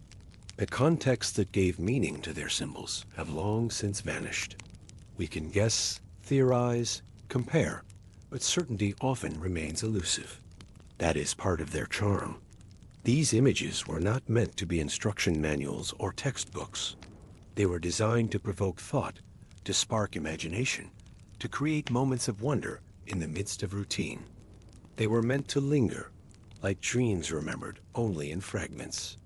The best illuminations resist simple explanation, offering instead the pleasure of perpetual mystery, endless interpretation, infinite possibility. So imagine yourself tracing a finger along the edge of a page made 800 years ago. The parchment is smooth under your touch, worn soft by centuries of careful handling. You can feel the slight ridges where ink soaked into the surface, the gentle valleys where gold leaf was pressed into place. You pass a line of delicate text, and there it is. Without warning, without preparation, a moment of pure surprise breaks into your reading experience. A goat standing on stilts. The animal balances precariously on wooden legs, 3 times its natural height, a look of determination on its bearded face. Why stilts? Why a goat? The questions multiply with each viewing. A bird wearing spectacles. Tiny wire-rimmed glasses perch on its beak. giving it an air of scholarly concentration. Perhaps this represents the pursuit of wisdom, the idea that even the humblest creatures can aspire to learning. A man curled into a shell. Like a human hermit crab, he has retreated into a protective spiral, only his head visible at the opening. Is this about withdrawal from the world? The contemplative life? The security found in spiritual discipline? It makes you pause. The reading momentum stops. The eye lingers. The mind begins to work in different patterns, following associations rather than arguments, pursuing images rather than ideas. It doesn't shout. Unlike modern advertising or entertainment, these medieval images make no demands on your attention. They simply wait, patient as the centuries, ready to reward those who take time to truly see. It doesn't explain. No captions clarify the meaning. No arrows point to important details. The viewer must work to understand, must bring intelligence and imagination to the encounter. But it stays with you. Hours later, days later, the image returns unbidden to consciousness. A goat on stilts appears in dreams. The scholarly bird makes you smile during serious conversations. The curled man reminds you of your own need for retreat and reflection. Perhaps that was the point. In an age before mass media, before constant stimulation, these single images could carry enormous power. They were designed to be memorable, to work slowly on the soul, like seeds planted in fertile ground. The monks who copied and painted these texts lived in a world of discipline, order, and silence. Every hour was regulated by bell and prayer. Every action followed ancient rules. Every thought was supposed to serve divine purposes. But the margins were theirs. In this narrow space between official text and empty parchment, creativity could flourish. Here, personality could emerge. Here, the human spirit could assert itself without challenging the sacred order. A space to breathe, to wonder, to remember that not everything sacred must be serious. The God who created both sunrise and laughter surely appreciated beauty in all its forms, humor in all its gentleness, play in all its innocence. That sometimes the strangest image can be the most human. The rabbit jousting with the snail speaks to our love of absurdity. The monkey with the harp celebrates our musical nature. The bishop fleeing from frogs reminds us that dignity is always precarious, always ready to collapse into comedy. Let that image settle with you now. The quiet desk, the slow-moving hand, the flickering candle casting dancing shadows across the workspace. You can almost hear the scratch of quill on parchment, the soft whisper of pages turning, the distant bell calling monks to prayer, the page slowly filling with light and color and mystery.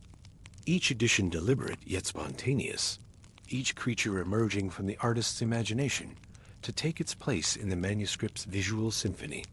This, too, was prayer. Not just the formal words copied from sacred texts, but the entire creative act. The mixing of pigments became meditation. The placement of gold leaf became offering. The painting of impossible creatures became celebration of divine creativity. In choosing beauty over mere function, in adding play to work, in hiding surprises for future readers, these medieval artists participated in the ongoing creation of the world. Their margins remind us that the sacred and the whimsical can coexist, that worship can wear a smile, and even the most serious texts benefit from moments of gentle laughter. As you rest in this vision of patient creativity, we turn gently from the scriptorium to a different kind of chamber. The smell of ink and parchment fades, replaced by the rustle of silk and the subtle perfume of roses. A grander room awaits, layered in velvet and secrets, where power wore different masks and comfort did not always mean freedom. Let us now enter the life of a noblewoman, where every gesture carried political weight, where every glance was carefully measured, and where the most beautiful chambers could become the most elegant prisons. Here, in halls hung with tapestries and lit by silver candelabra, another kind of code was written, another kind of mystery unfolded, as complex and layered as any illuminated manuscript. The air in the chamber is still, softened by thick tapestries and shuttered windows. Outside, the wind pulls against the battlements, but here, within these heavy stone walls, the sound is distant. You are waking slowly beneath layers of linen and wool, perhaps fur if it is winter. The weight of these coverings has become familiar over the years. Each thread tells a story of wealth, of status, of careful calculation. Light filters in weakly through narrow slits in the wall. These windows were not built for beauty or comfort. They were carved for defense, for watching, for survival. Yet through them comes the pale promise of another day. It is morning. You are a noblewoman. These two facts shape everything that follows. The castle is quiet at this hour, though servants have already begun to stir. Their world begins before dawn, in shadows and silence. Fires are being coaxed back to life in hearths throughout the keep. The smell of smoke will soon drift through the corridors. Bread is baking in the lower kitchens. The head cook has been awake since the bells rang for lauds. She knows your preferences, your household's needs, the delicate balance of feeding a castle without waste. Somewhere in the courtyard, a stable boy is sweeping straw. His movements are quick and practiced. He has learned that thoroughness matters, that eyes are always watching, even from high windows. But your world begins in this chamber. It begins with the slow return to consciousness, the gradual awareness of duty calling. A maid enters without knocking. The heavy door opens on well-oiled hinges. Privacy, as you understand it, belongs to God alone. She is known to you, but you do not speak as equals. Her name is perhaps Margaret or Agnes or Joan. She has served in this household for years. She knows the rhythm of your days better than you know her thoughts. She has dressed noble ladies before you, and will dress them after. She helps you sit up. Her hands are gentle but efficient. There is no time for lingering, no space for weakness. The day has expectations that must be met. Water is brought in a shallow basin. The metal is cold against your fingers. Cold, always cold. Even in summer, the stone walls hold winter in their depths. You wash your face and hands. The water runs over skin that is pale from confinement, soft from care. Your hands tell a different story than those of the servants. They speak of embroidery needles rather than rough work, of silk rather than hemp. Your hair is brushed and braided. Each stroke is deliberate. Your hair is your glory, but it must be contained, controlled. Loose hair speaks of wildness, of impropriety. The brush moves through lengths that you have never cut. Hair is a woman's crown, but even crowns must be worn according to station and custom. And then the dressing begins. This is ritual, ceremony, the daily construction of identity. There are layers. Each one serves a purpose beyond warmth or modesty.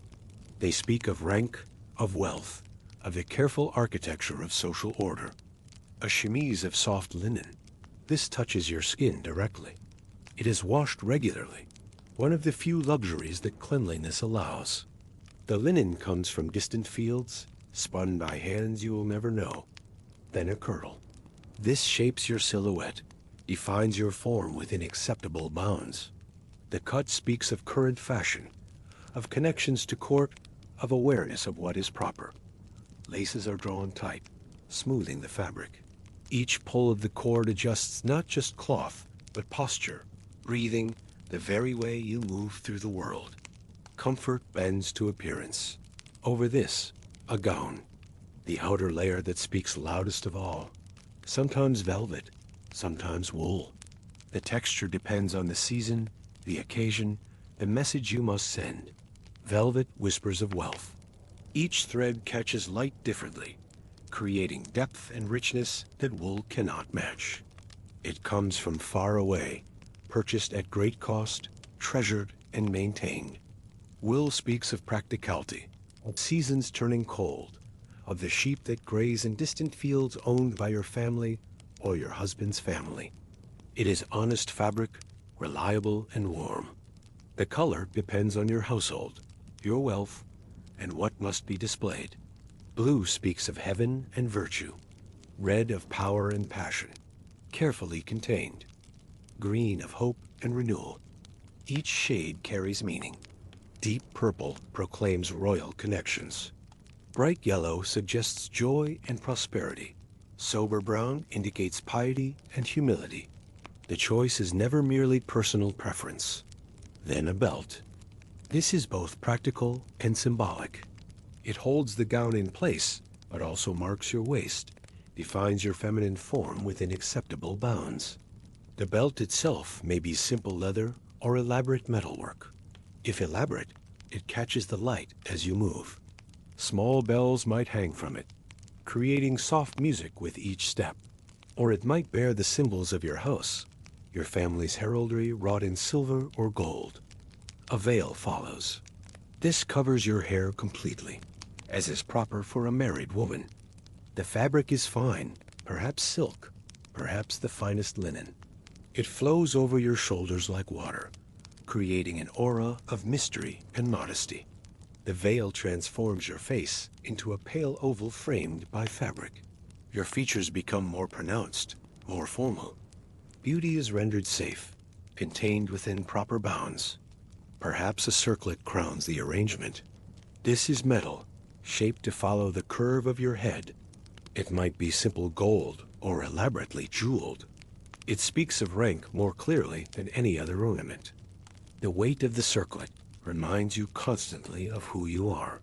Each time you turn your head, each time you bow or lift your chin, you feel its presence. Authority has weight. Your appearance is part of your role. Every thread, every fold, every ornament contributes to a carefully constructed image. This is not vanity.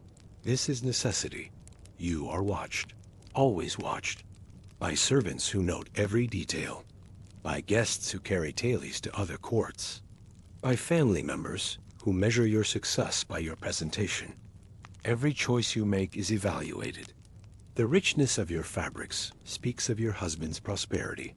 The fashionableness of your cut demonstrates your household's connections to court. Even the way you wear your clothes matters. Posture that allows fabric to hang properly. Movements that do not strain seams or disturb the careful arrangement of layers. Downstairs, breakfast may be waiting. The great hall is beginning to stir with activity. Servants set tables, arrange benches, prepare for the daily gathering of the household. It is not a feast. Morning meals are simple affairs, designed to break the night's fast without ceremony. Sustenance rather than celebration. Bread, the foundation of every meal, baked fresh each morning in the castle's ovens. The quality of the bread speaks of the prosperity of the household. White bread for the noble table, darker loaves for the servants. Cheese, aged in the castle cellars, where the cool stone keeps it from spoiling. Perhaps made from the milk of cows that graze in fields you can see from the tower windows. Ale, safer than water, flavored with herbs that grew in the castle garden. The brewing is overseen by experienced hands, the recipe passed down through generations of housekeepers. Something warm if you are fortunate. Perhaps pottage, a thick porridge enriched with whatever the season provides. Or eggs from the castle's hens, prepared simply but with care. You eat seated upright, quietly. Posture remains important, even in the simple act of taking nourishment. Your back straight, your movements measured and deliberate. The bench beneath you is covered with cushions that make the hard wood bearable. These cushions are embroidered with your family's arms, or symbols of virtue and piety. There may be company. Your children, summoned from the nursery for this daily gathering. Their presence brings both joy and anxiety. They too must learn to perform their roles. Your ladies-in-waiting attend you. These are daughters of noble families, sent to learn the arts of courtly life in your household. They watch your every move, learning what they must become. A tutor may join the gathering if there are lessons to be discussed. He speaks of Latin and Scripture, of the skills young nobles must master. His presence reminds everyone that education continues beyond childhood. Conversation is formal, if it happens at all. The morning meal is not a time for intimate discourse. Words are chosen carefully, topics selected for their appropriateness. Every gesture, every word is measured. The way you break bread speaks of your refinement. The manner in which you address servants demonstrates your understanding of proper hierarchy. Politeness is not optional. It is expected, as much a part of you as your clothing. Courtesy oils the machinery of social order, preventing the friction that could tear the fabric of castle life. Even silence has meaning. When you choose not to speak, others note your discretion. When you do speak, your words carry weight precisely because they are not carelessly given. After breakfast, the day unfolds not in grand events, but in structured, restrained activity. The hours ahead follow patterns established over years, refined through repetition. The great hall empties as people disperse to their duties. Servants clear tables and sweep floors. Men not arms take their positions. The castle settles into its daily rhythm. You might spend an hour or two on embroidery. This is expected of noble ladies, a skill that demonstrates both patience and refinement. Your work basket waits in the solar, filled with silks and threads. The solar is your domain during daylight hours. Large windows here catch the morning light, making fine work possible. The room is furnished for comfort and industry. Your needle moves in slow loops. Each stitch is deliberate, placed with care. Speed would result in uneven work, and poor work reflects badly on your household. You sew symbols of your house, the heraldic beasts and geometric patterns that mark your family's identity. Lions rampant, eagles displayed, roses and fleur-de-lis in their proper colors. Flowers bloom under your needle. Roses for love and beauty, lily for purity, daisies for innocence. Each bloom is worked with threads that catch the light like petals touched by dew. Birds take flight in silk. Doves of peace, falcons of nobility, ravens of wisdom. Their wings spread across fabric in patterns, both decorative and meaningful. Saints gaze serenely from your needlework. Their halos worked in gold thread, their robes in blues and purples that rival illuminated manuscripts. Each face requires careful attention to achieve proper expression. You may be making altar cloths for the chapel. These will drape the sacred space where your household gathers for daily prayers. Your work becomes part of divine service. Or garments for the poor. Simple shifts and cloaks that will warm bodies less fortunate than your own. This charity is expected, a duty that accompanies privilege. The thread whispers as it moves through the fabric. This sound becomes a meditation, a rhythm that orders thoughts and soothes concerns. The repetitive motion calms the mind. Your hands stay busy. Idle hands are dangerous for noble ladies. They might stray into improper activities or simply appear lazy to watching eyes. Your mind drifts quietly. As your fingers work familiar patterns, your thoughts can wander to distant places. Letters from family, news from court, plans for the seasons ahead. Sometimes you think of your childhood, of the convent where you learned these skills. The nuns' patient instruction echoes in your careful stitches. Their voices seem to whisper with the thread. Later, you may read. If you are literate, and not all noble women were, books open worlds beyond the castle walls. If you cannot read, others read to you. Literacy is a gift not universally given to women, even noble ones. Some families believe too much learning makes daughters difficult to manage. Others see education as essential to proper household management. You might have access to a psalter or a book of hours. These are precious objects, worth more than many servants earn in years. Their pages glow with gold leaf and vibrant pigments. Illuminated pages, like those we've just seen, transform words into art.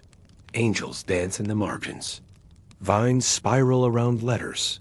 Animals play among the sentences. The colors seem to glow with inner light. Blue made from lapis lazuli ground to powder. red from cochineal insects, gold hammered thin and applied with brushes made from single hairs. If you cannot read, someone reads to you. Perhaps one of your ladies in waiting, perhaps a clerk who serves your household. The words flow in measured cadences. The words are slow, deliberate. Reading aloud is an art that requires skill. The reader must modulate voice and pace to hold attention without seeming theatrical. Psalms fill the air with sacred language. David's words of praise and lament echo through centuries to reach your ears. The rhythm of Hebrew poetry translated, but not diminished. Saints' lives inspire and instruct. Stories of martyrdom and miracle, of temptation overcome and virtue rewarded. These tales provide models for Christian living. Courtly romances, if the occasion permits, transport you to worlds of adventure and noble love. Knights quest for impossible goals. Ladies inspire impossible devotion. These stories must be chosen carefully. Some romances celebrate love that violates marriage bonds. Others promote violence for its own sake. Discretion governs selection. The stories carry you far beyond the stone walls. In imagination, you ride through forests where every tree hides mystery. You walk in gardens where every flower speaks of love. But always, your posture remains composed. Even lost in story, you maintain the dignity of your station. Others watch to see if literature makes you forget yourself. Your face must not show too much emotion. Excessive reaction to fiction suggests a lack of proper control. Your features remain serene, even as your heart races with adventure. There are duties to attend. The household requires constant oversight. A castle is a complex organism that needs careful tending to function properly. You may oversee the household accounts. Numbers tell stories of prosperity or want, of careful management or dangerous waste. Each entry must be questioned and verified. The ledgers lie heavy on the table before you. Parchment pages covered with careful writing detail every transaction. Income from lands, expenses for supplies, wages for servants. Speak with the steward about supplies. This man manages the practical aspects of castle life. He knows which merchants are reliable, which roads are safe for transport. His reports paint pictures of the world beyond your walls. Harvests good or poor, prices rising or falling, traders bringing news from distant places. Decide what foods to send to the kitchens. Meals must be planned days in advance. Fresh ingredients must be balanced with preserved ones, plenty with economy. The kitchens below depend on your decisions. Too little food leaves the household hungry. Too much leads to waste that reflects poorly on your management. Which fabrics to order? Clothing requires constant replacement and repair. New garments mark occasions, seasons, the passage of time itself. Fabric choices echo through the household.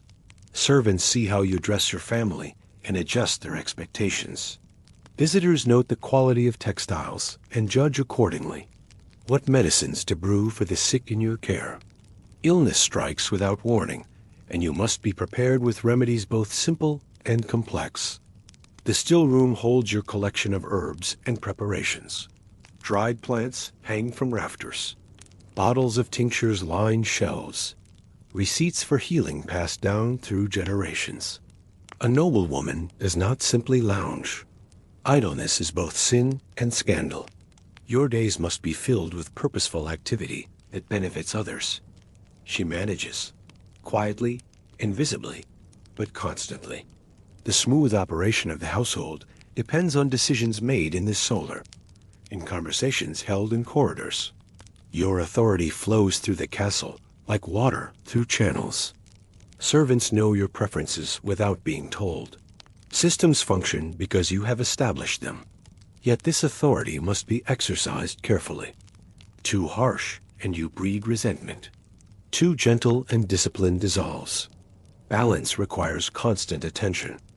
Your children may come to you, brought in by nurses. These visits are scheduled formal affairs. Spontaneous affection must be balanced with proper instruction. Their small faces shine with health and careful grooming, hair brushed until it gleams, clothes chosen to reflect their station. Even children must dress their roles. You inspect their clothes. Stains or tears speak of careless play or inattentive servants. Every detail of their appearance reflects on your household.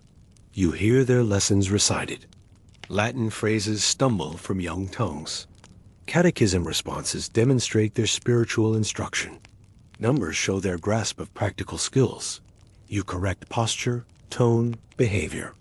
Shoulders back, voices clear, eyes respectfully downcast. These lessons will serve them throughout their lives. They must be molded, shaped, not for comfort, but for survival in a world that offers little mercy to those who fail to meet expectations. Your sons will become knights or lords, managing lands and leading men. Your daughters will marry into other noble houses, creating alliances that preserve peace. Not for marriage, for alliance, for survival.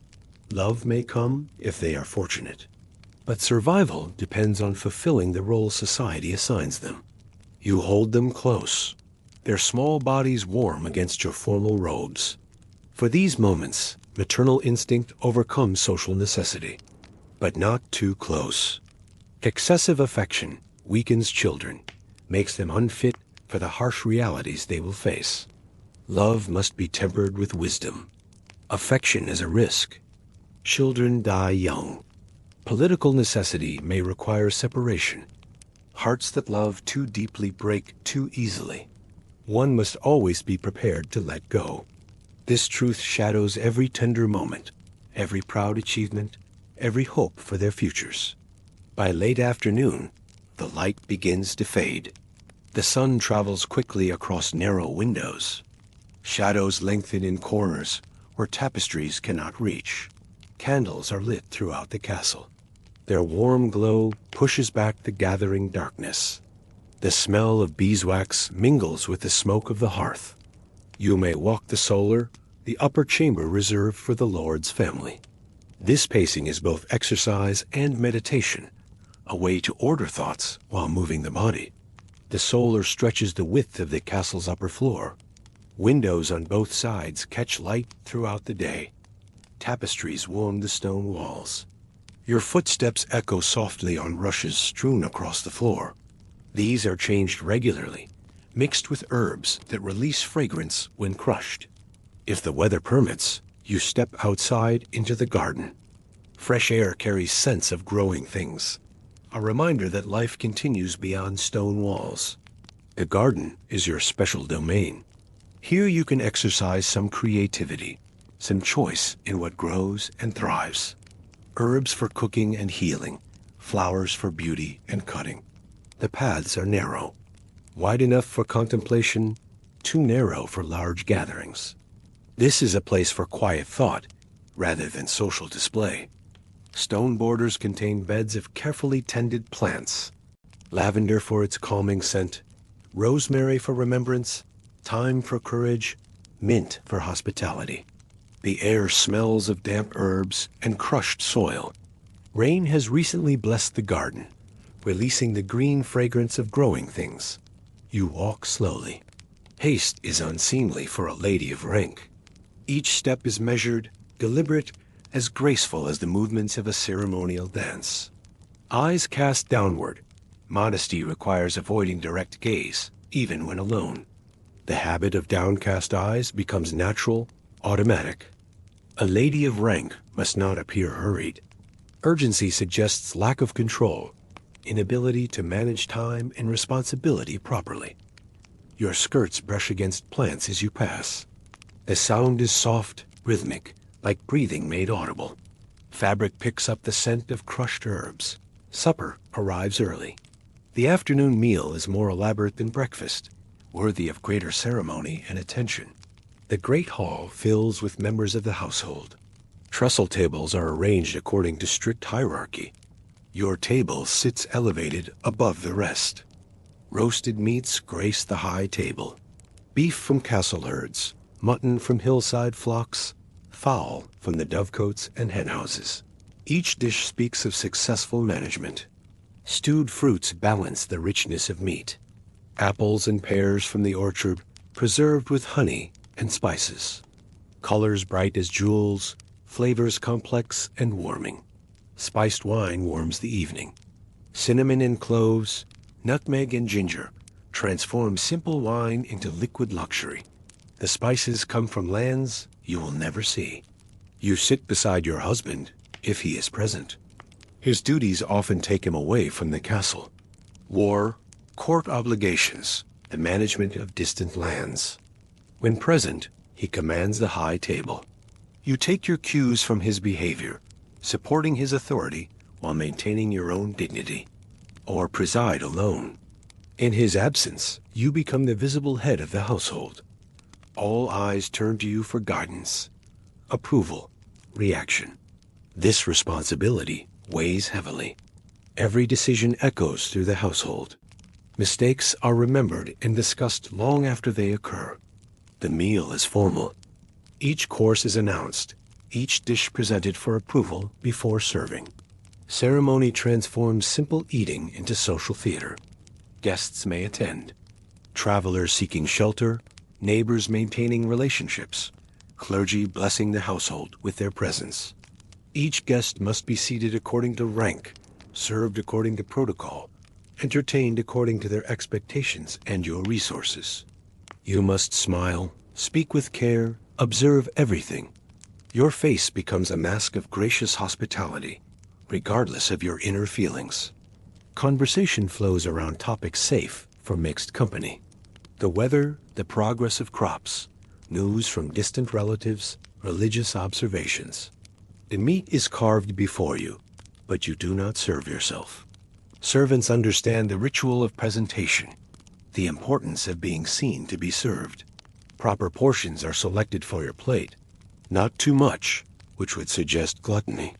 Not too little, which might imply dissatisfaction with the cook's efforts. You chew slowly, always mindful of who is watching. Eating, like everything else, is performance. Grace and refinement must be maintained, even in this basic act. Wine is served in goblets of precious metal. Silver gleams in candlelight. Pewter glows warmly. The vessels themselves proclaim the household's prosperity. After supper, there may be music. Entertainment that elevates the evening above mere necessity. A lute's delicate strings complement the dying fire. The musician may be a member of the household or a traveling performer. Skill in music is valued, rewarded with shelter and patronage. A lute speaks in intimate voices. Each string carries its own tone, its own emotional weight. Melodies weave together like conversations between old friends. A voice raised in soft song transforms words into something more than meaning. Ballads tell of love and loss, of adventures and homecomings. You may join, but only lightly. Musical participation must not overwhelm proper reserve. Your voice adds harmony rather than claiming attention. Women's voices are expected to be gentle, controlled, supportive rather than dominant. Solo performance would draw inappropriate attention. A game of chess, perhaps. This ancient game of strategy appeals to minds trained in planning and patience. Each piece has its role, its limitations. The board becomes a miniature battlefield where wit replaces weapons. Kings move cautiously while queens command sweeping power. Pawns advance steadily toward transformation. Or riddles. Wordplay that demonstrates education and cleverness without appearing overly scholarly. Questions posed and answered in clever verse. These amusements are structured, safe. They provide entertainment within acceptable bounds, exercise for minds that might otherwise grow restless. They pass the time, but never fully distract. Even in play, awareness of watching eyes remains. Relaxation must be controlled, temporary. Even in play, you are performing. Others observe how you handle victory and defeat, how you treat opponents, how you maintain composure under pressure. At night, you return to your chamber. The great hall empties slowly as people disperse to their sleeping places throughout the castle. Servants bank fires for the night, ensuring coals will survive to kindle tomorrow's flames. Candles are extinguished, except those needed for safe passage. The fire is low. Glowing embers provide warmth and comfort, light enough to navigate the familiar room. Shadows dance across tapestried walls. Your maid helps you undress. The layers accumulated through the day are removed in reverse order. Each garment is carefully handled, prepared for cleaning or storage. The circlet comes off first, lifted gently from your head. The relief is immediate. Your scalp tingles with renewed freedom. The veil follows, unwound carefully to avoid tangles. Your hair, compressed all day, expands gratefully. The maid's fingers work through any knots. Hair is unbound. Braids are loosened, combed through, brushed until it flows freely over your shoulders. This private luxury makes up for the day's constraints. A gown comes off over your head. Heavy fabric pools around your feet before being lifted and shaken, checked for damage or stains. Layer by layer, the formal self is stripped away. With each removed garment, you become more yourself and less your role.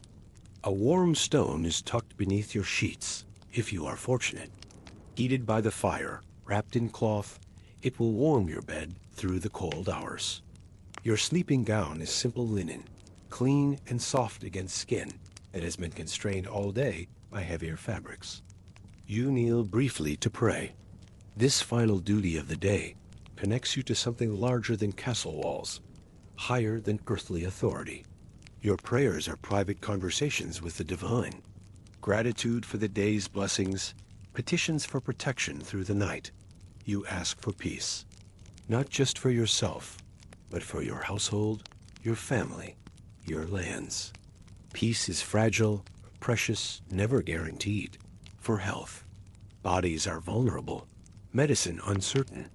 Each day without illness is a gift to be acknowledged and appreciated. For safety, dangers lurk beyond the castle walls, and sometimes within them.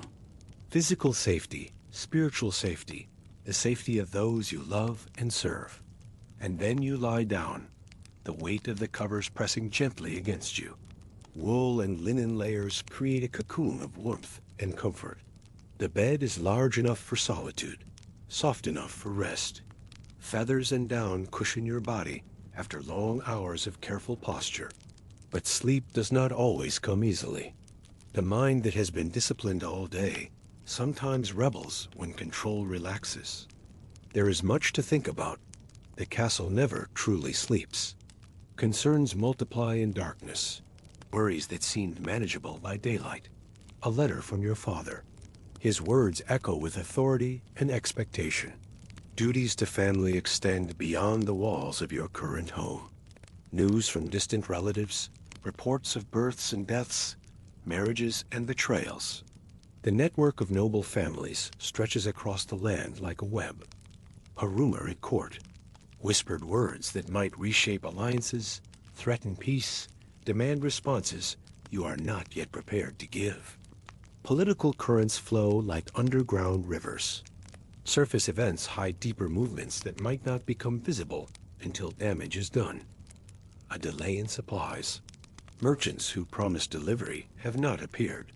Weather, war, or worse may have disrupted carefully laid plans. Winter approaches in stores must be adequate. Miscalculation could mean hunger, cold, the kind of want that undermines authority. A look exchanged across the hall. Glances carry messages, intentional and accidental. Eyes reveal what words conceal. Servants observe everything. Guests notice details. Even family members watch for signs of weakness, opportunity, advantage. Every small moment is a thread in a tapestry of power, and you must watch it all. Nothing is insignificant when survival depends on reading signs correctly, carefully.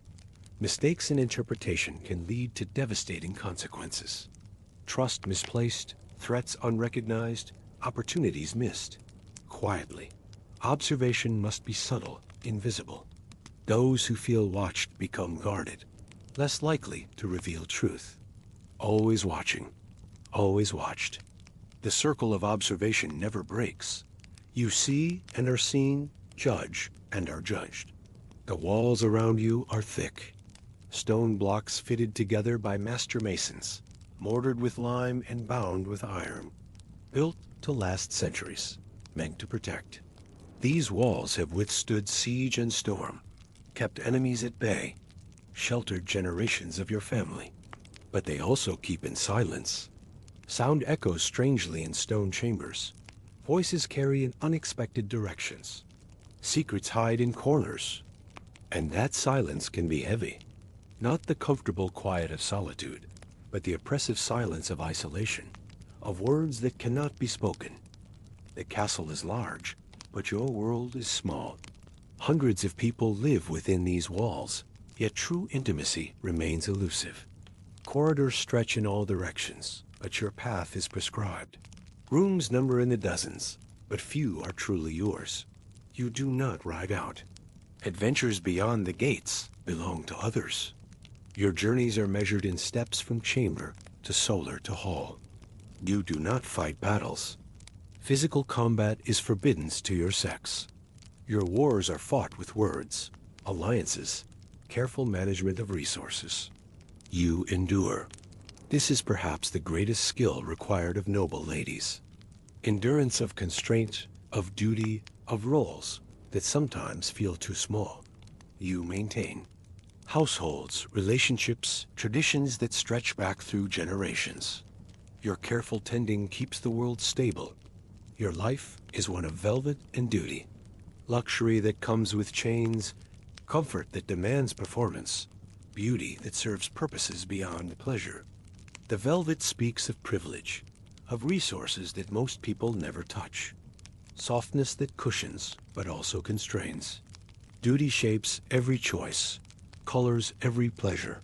Freedom is luxury you cannot afford when so many depend on your decisions. And yet, within that constraint, there is grace. Beauty found in small things, meaning discovered in repeated rituals. You find it in the rhythm of days. Predictability that might seem boring to some becomes comfort to those who live with constant responsibility. In the soft clack of your needle, the sound becomes music, meditation, the heartbeat of productive activity. The rustle of silk, fabric that moves like water, catches light like captured sunshine, feels like wealth transformed into sensation. The scent of herbs, lavender and rosemary, mint and thyme, fragrances that speak of seasons, healing, the green world beyond stone walls. The flicker of the hearth, fire that warms and illuminates, that transforms raw materials into comfort, that provides the heart around which household life revolves. Your life is a study in quiet resilience, strength that does not announce itself, power that works through patience rather than force. And the castle, for all its weight, is a place you know deeply. Every stone has been touched by your presence, every room shaped by your decisions. Every step echoes with familiarity. Your feet know which stairs creak, which passages catch drafts, which chambers hold the longest light. Every draft tells its own story. Air that moves through ancient passages, carrying scents and sounds from distant parts of the castle. Every distant sound has meaning. Footsteps in corridors, voices in courtyards, the countless small noises that make up the castle's daily symphony. So as you rest now, let yourself drift into that rhythm. The measured pace of a life lived with purpose, even when that purpose feels constraining. The calm of predictable days.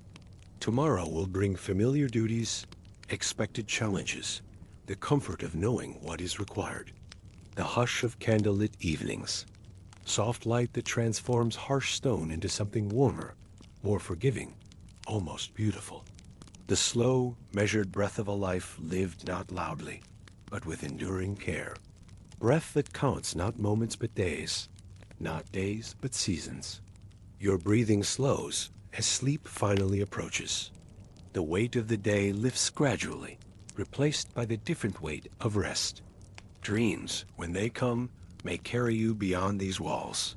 In sleep, you might ride freely, speak boldly, love without calculation. But morning will return you to velvet and duty, to the careful dance of noble life. And perhaps that is enough. And now, as our journey through this single day draws to a close, the darkness beyond these chamber walls holds other stories. In the monastery cells, monks continue their midnight prayers. In distant courts, other ladies lie wakeful with similar burdens. But there are stranger tales stirring in the shadows of the medieval world. Tales of those who dwelt in the margins, whose lives followed different patterns entirely. Tomorrow, we will venture into territory far removed from castle walls and monastery gardens, where the rules that governed noble ladies held no sway, and where survival demanded entirely different skills. The wind outside grows stronger, carrying whispers of those other lives, those other choices. As sleep finally claims this noblewoman in her chamber of stone and silk, we prepare to follow those whispers into realms where propriety gives way to necessity, and where the margins of medieval society reveal secrets that daylight rarely illuminated. And now we return, back through the candlelit halls of monasteries, past the stone floors polished smooth by generations of sandaled feet, beyond the quiet pages painted with beasts and blossoms, through the still air of castle chambers, heavy with velvet and unsaid thoughts. We drift gently out of the past and into the hush of the present. The journey has been long, but it feels like awakening from a dream. One moment we were there, breathing the incense-thick air of chapel services, feeling the weight of wool robes against our shoulders. The next, we find ourselves here again, in our own time, our own space. But something has changed. Something has settled into our bones. History, as we have seen tonight, is not always a tale of noise and thunder. It is often soft, repetitive, measured, lived in footsteps, not in shouts.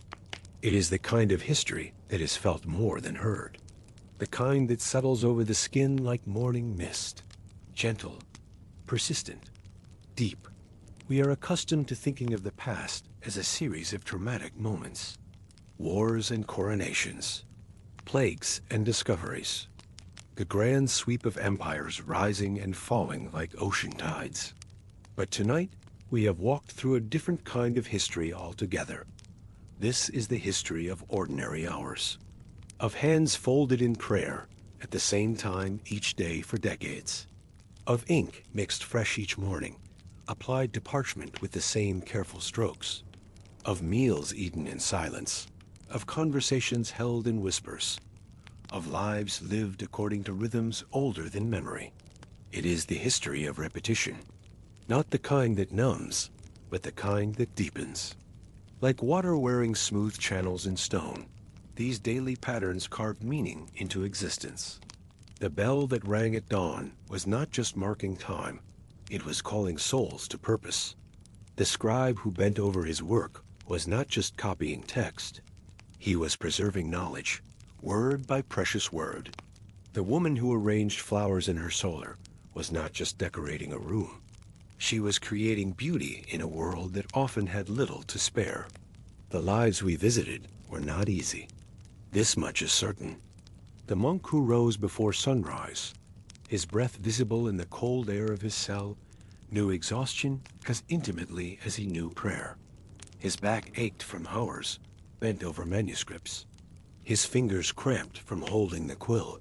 His stomach growled during the long fasts that marked the liturgical calendar.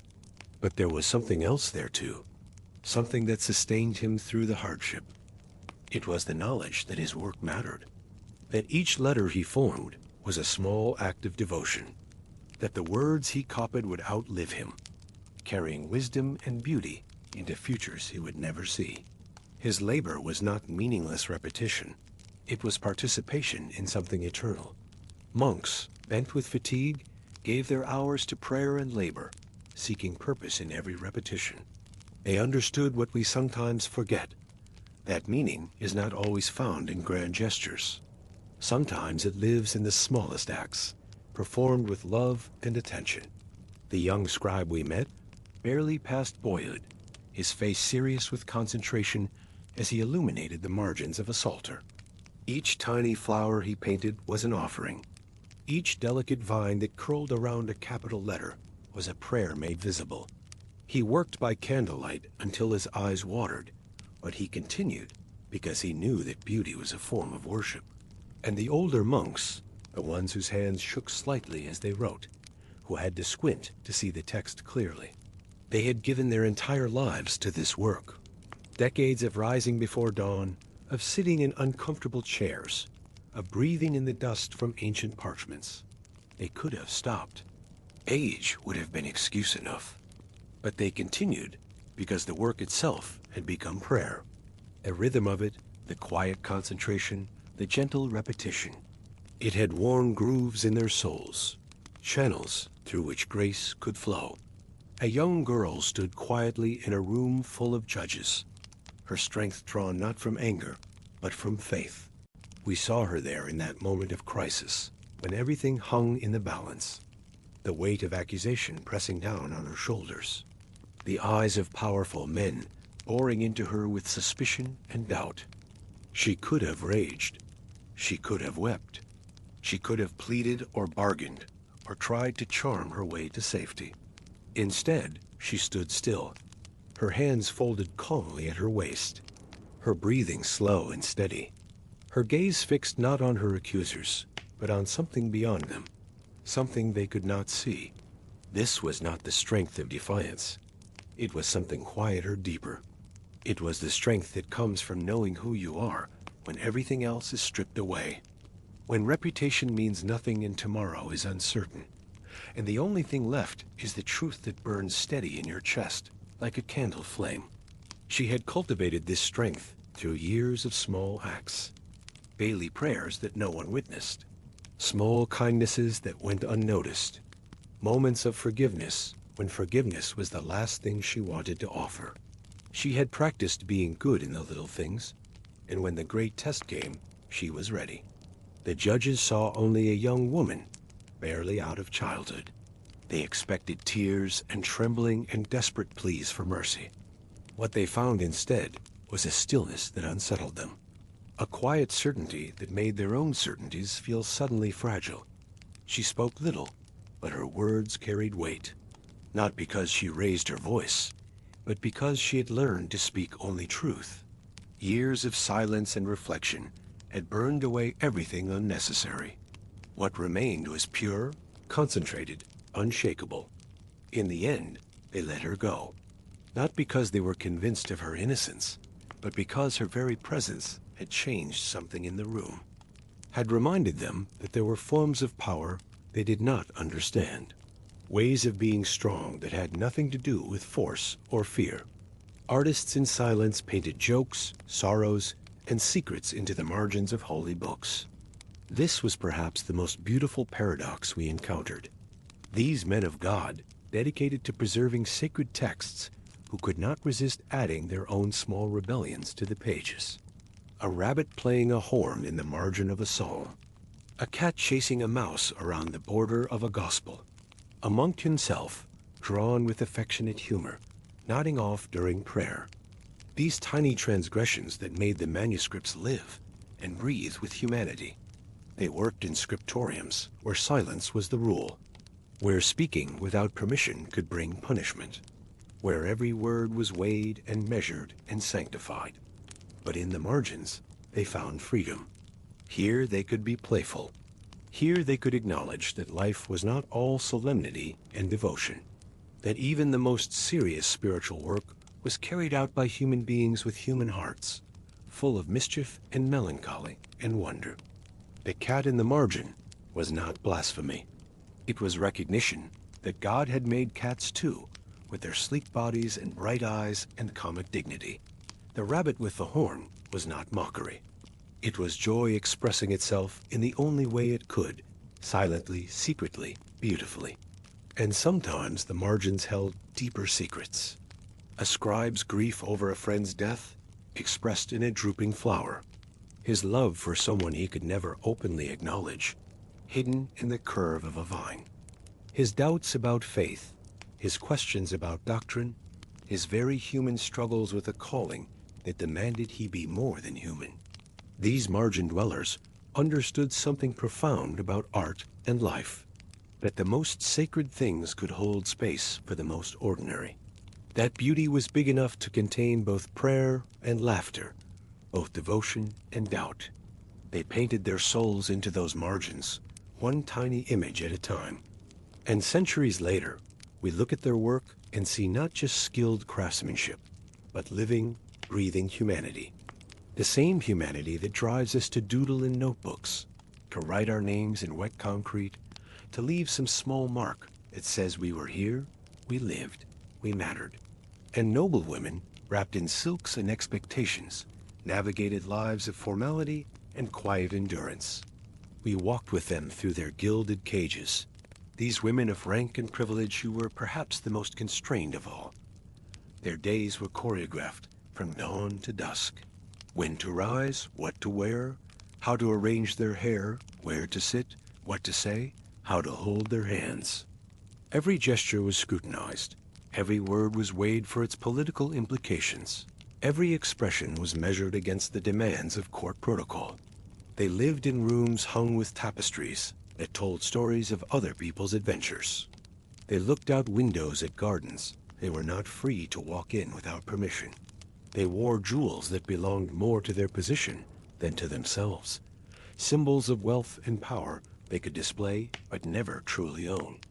Yet within these constraints, they found ways to be human, to express themselves in the arrangement of flowers, in the choice of a book, in the way they held their head during Mass.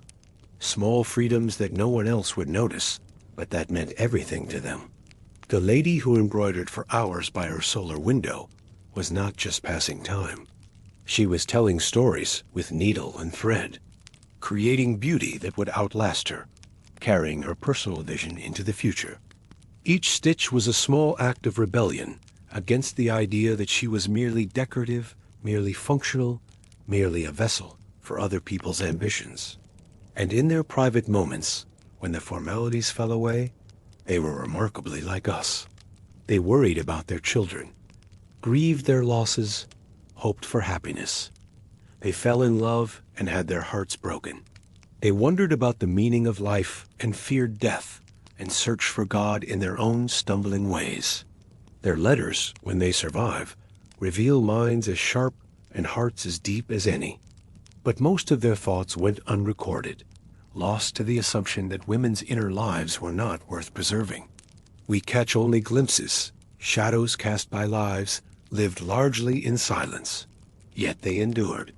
They found ways to be fully human within systems designed to diminish them. They carved out spaces for joy and creativity and authentic relationship. They raised children who would change the world, influenced husbands who shaped history, and left subtle marks on the culture that surrounded them. None of these people shouted for remembrance. This is perhaps what strikes us most deeply as we emerge from their world into ours. They lived without the expectation of fame, without the possibility of celebrity, without any guarantee that their names would be remembered. The monk in his cell knew that his illuminated manuscript might be seen by a handful of people in his lifetime. The young woman facing her judges did not imagine that her story would be told centuries later. The artist hiding jokes in the margins had no thought of posthumous recognition. The noblewoman arranging her domestic life had no expectation that anyone would care about her daily routines. They lived for the living itself, for the work at hand, the people around them, the God they served, the beauty they could create or preserve. They found meaning in the moment, purpose in the present, significance in the small and ordinary things that filled their days. This is a radical way to live in any age, but it feels especially foreign in ours. We are so accustomed to performing our lives for invisible audiences, to documenting every experience, to seeking validation from strangers. The idea of living fully without anyone watching, of finding complete satisfaction in work that brings no recognition, of being content with impact that cannot be measured, feels almost impossible. And yet, they remain. They live in manuscripts and court records, in architecture, in tradition, in the slow, steady heartbeat of the human experience. Their bodies turned to dust centuries ago, but something of them persists. Not because they sought immortality, but because they lived so fully in their own time that the force of their living left permanent marks on the world. The manuscripts survive, and when we look at them, we see not just text and decoration, but the hours of labor that created them. The patience, the skill, the devotion. The scribes live in every carefully formed letter. The illuminators live in every painted flower. Their personalities shine through their work like light through stained glass. The buildings they inhabited still stand, many of them. Stone walls that sheltered their prayers, windows that framed their contemplation, floors that supported their daily work. Walking through these spaces now, we can almost hear the echo of their footsteps, the whisper of their voices, the rhythm of their breathing. And the traditions they kept alive persist in ways both obvious and subtle. The rituals they practiced still mark the seasons in communities around the world. The techniques they perfected still inform how we make books, create art, organize communities. The wisdom they preserved still shapes how we understand ourselves and our place in the cosmos. But perhaps most importantly, they live in the recognition that their way of being human was genuine and valuable, that a life lived quietly, with attention and care, with love for the work at hand and the people nearby, is a life fully lived. That meaning does not require an audience. That significance does not demand recognition. That the most important things we do may be the ones no one else ever notices. They remind us that the world was once quieter, slower, built around rhythm and ritual and restraint. This is not to say that their world was better than ours. It was harder in many ways. Shorter, more precarious, more constrained. Disease and violence and ignorance cast shadows that we have largely managed to lift. But there was something in the pace of that world that we have lost. A kind of groundedness, a rootedness in place and community and season. Time moved differently then. Not just more slowly, but more deeply. Each moment had weight because there were fewer of them to spare.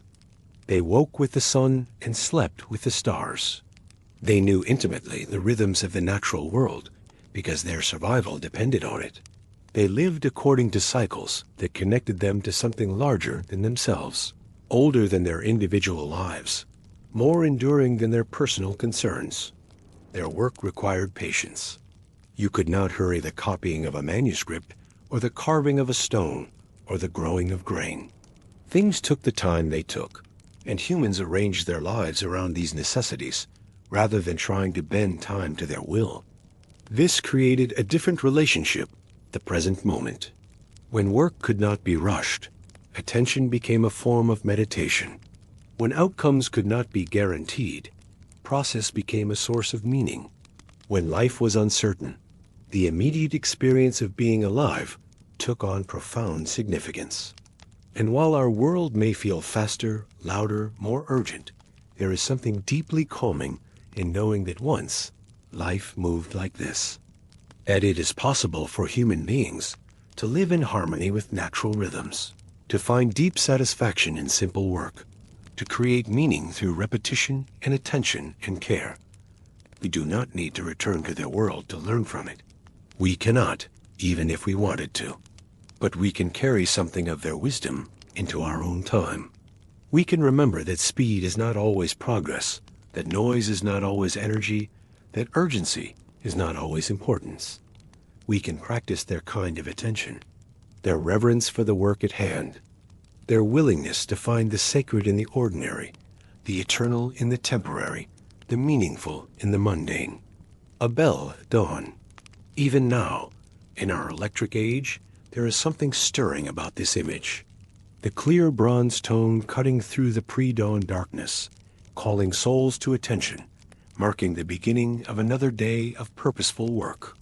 The bell ringer, usually the youngest monk, rising in the cold and dark to fulfill this simple but essential duty. His bare feet on stone stairs, his hand on the rough rope, his ear attuned to the proper rhythm. 3 slow strokes, then silence. 3 more, and silence. The pattern as old as the monastery itself. And throughout the community, other souls stirring in response. Bodies rising from straw mattresses. Feet finding worn paths in the darkness. Voices joining in the first prayers of the day. The individual will surrendering to the collective rhythm. Personal desire yielding to communal purpose. There was comfort in this predictability. Safety in this structure. No one had to wonder what to do next, or whether their life had meaning. The bell would ring, and they would answer. The work would be waiting, and they would do it. The prayers would be said, and they would say them. This was not mindless obedience. It was chosen commitment. They had entered this life deliberately, trading individual freedom for collective purpose, personal ambition for spiritual growth, worldly success for eternal significance. A line of text. The scribe's quill moving across parchment, leaving behind a trail of carefully formed letters. Each character, a small work of art, each word adding to the growing treasure of preserved knowledge. But it was more than just copying. It was translation in the deepest sense, taking thoughts that lived in one mind and giving them form that could enter other minds, building bridges across time and space and culture, connecting human soul to human soul through the medium of language. The scribe felt the weight of this responsibility. He knew that errors could propagate, that a single mistake could corrupt understanding for generations. So he worked slowly, checking and double-checking, comparing his copy against the original with meticulous care. Sometimes he would add his own small note in the margin. Here ends the work of Thomas. May God forgive his sins. Or, finished by candlelight on the feast of St. Martin, my eyes are weary, but my heart is glad. Or simply Deo gratias, thanks be to God. These small additions remind us that even the most selfless work was carried out by individual human beings with their own personalities, their own struggles, their own need to be acknowledged. The scribe subordinated his ego to his task, but he did not erase it entirely. It lived in the quality of his letters, the care of his corrections, the brief prayers he whispered as he worked. A glance across a dining hall. In the great halls of castles and monasteries, meals were communal affairs. Long tables filled with people brought together by circumstance and commitment, sharing food in silence and the complex dynamics of community life. Glance might be between lovers who had to hide their affection, or between enemies forced to share the same space, or between master and servant, each aware of the vast gulf that separated their experiences, but momentarily connected by shared humanity. In the monastery, meals were eaten largely in silence, while one of the brothers read aloud from Scripture or the lives of saints. But eyes could speak what voices could not. A raised eyebrow expressing amusement at the reader's pronunciation. A gentle nod acknowledging a friend's presence. A concerned look checking on a brother who seemed unwell. In the castle, conversation was allowed but carefully modulated. Topics were chosen for their safety, their appropriateness to the audience, their ability to maintain the delicate balance of relationships that kept the household functioning. But underneath the polite surface, deeper currents flowed. Alliances forming and dissolving, secrets shared and withheld, power shifting in ways both subtle and profound. The food itself was a form of communication. Its quality and presentation reflected the wealth and status of the household. Its distribution revealed hierarchies and favorites. Its abundance or scarcity spoke of the larger circumstances that shaped everyone's lives. But in the end, it was the simple act of eating together that mattered most. The recognition that all bodies need nourishment, that all souls crave community, that the most basic human experiences transcend social boundaries. Rich and poor, powerful and powerless, all brought the same fundamental needs to the table. A whispered prayer at night, in the darkness before sleep, when the demands of the day had been met and the soul was left alone with its deepest concerns, prayer became something different than it was in public. Not the formal liturgy of chapel services, with their prescribed words and ritual gestures. Not the communal chanting that swept individual voices into collective harmony, but personal communication between the soul and its creator, honest and intimate, and sometimes desperate.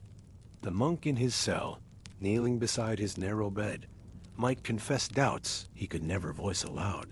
His faith felt weak sometimes, his calling uncertain, his capacity for holiness inadequate to his aspirations. In the darkness, he could admit these failures and ask for help. The noblewoman in her solar, her attendance dismissed and her formal demeanor laid aside, might pray for her children's safety, her husband's wisdom, her own strength to endure whatever trials lay ahead. Her prayers were not elegant or eloquent.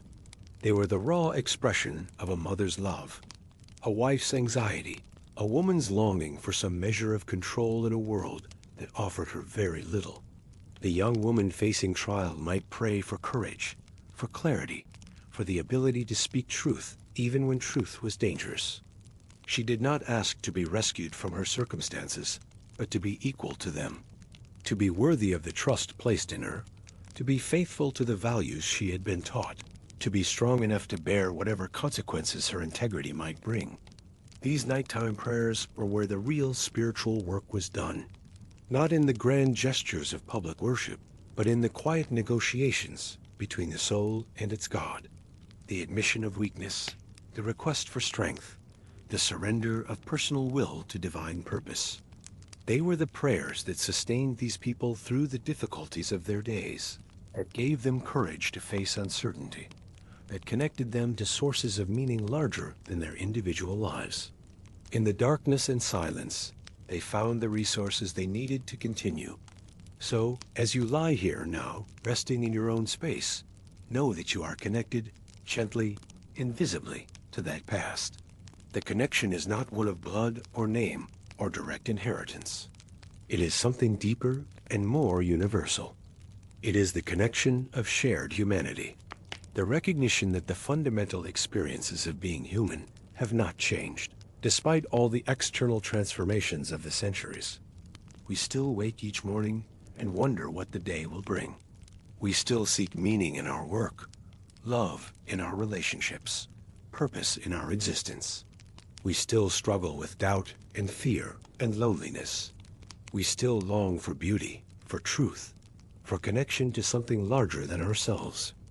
We still face moral choices that test our character, still navigate the complex dynamics of community life, still search for ways to make our brief time on earth matter.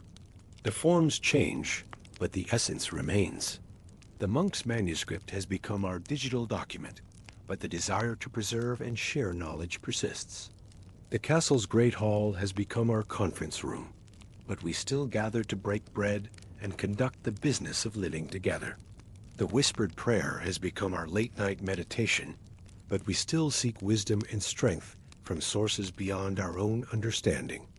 Not by blood, not by name, but by the same slow breaths that fill our lungs and sustain our lives. The same oxygen that they breathed, processed by the same biological mechanisms, serving the same essential purpose. In this most basic act of living, we are identical to them. The same quiet thoughts that arise in the space between sleeping and waking, between one task and the next, between noise and silence. The same wondering about meaning, the same gratitude for beauty, the same concern for those we love. Consciousness itself has not changed, only its contents. The same hope that tomorrow will come, and that it will bring peace, order, and maybe just a little bit of light through the window. This hope is perhaps the most human thing of all.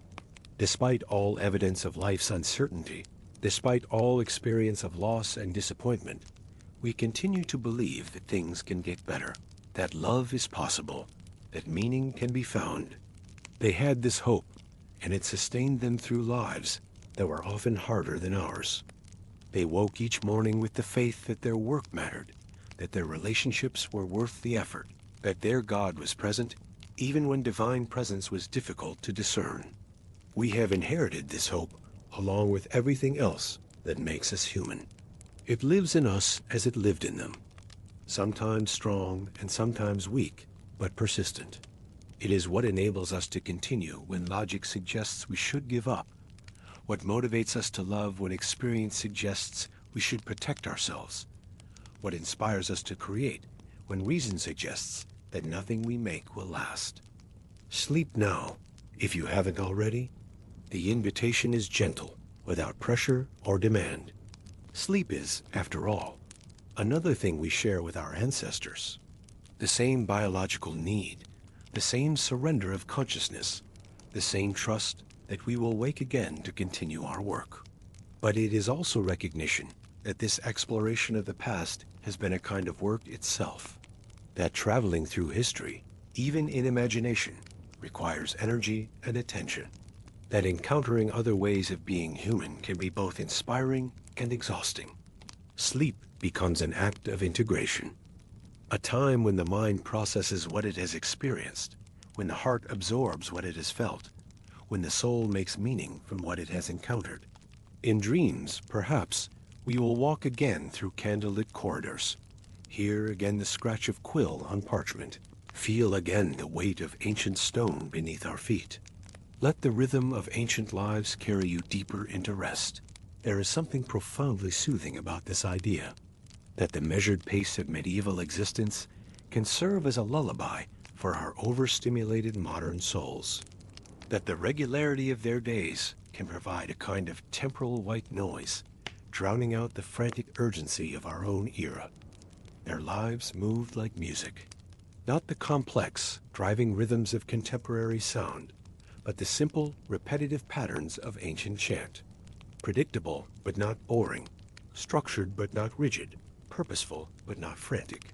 The kind of rhythm that induces calm rather than excitement, contemplation rather than action. As we let this rhythm carry us towards sleep, we participate momentarily in their way of being.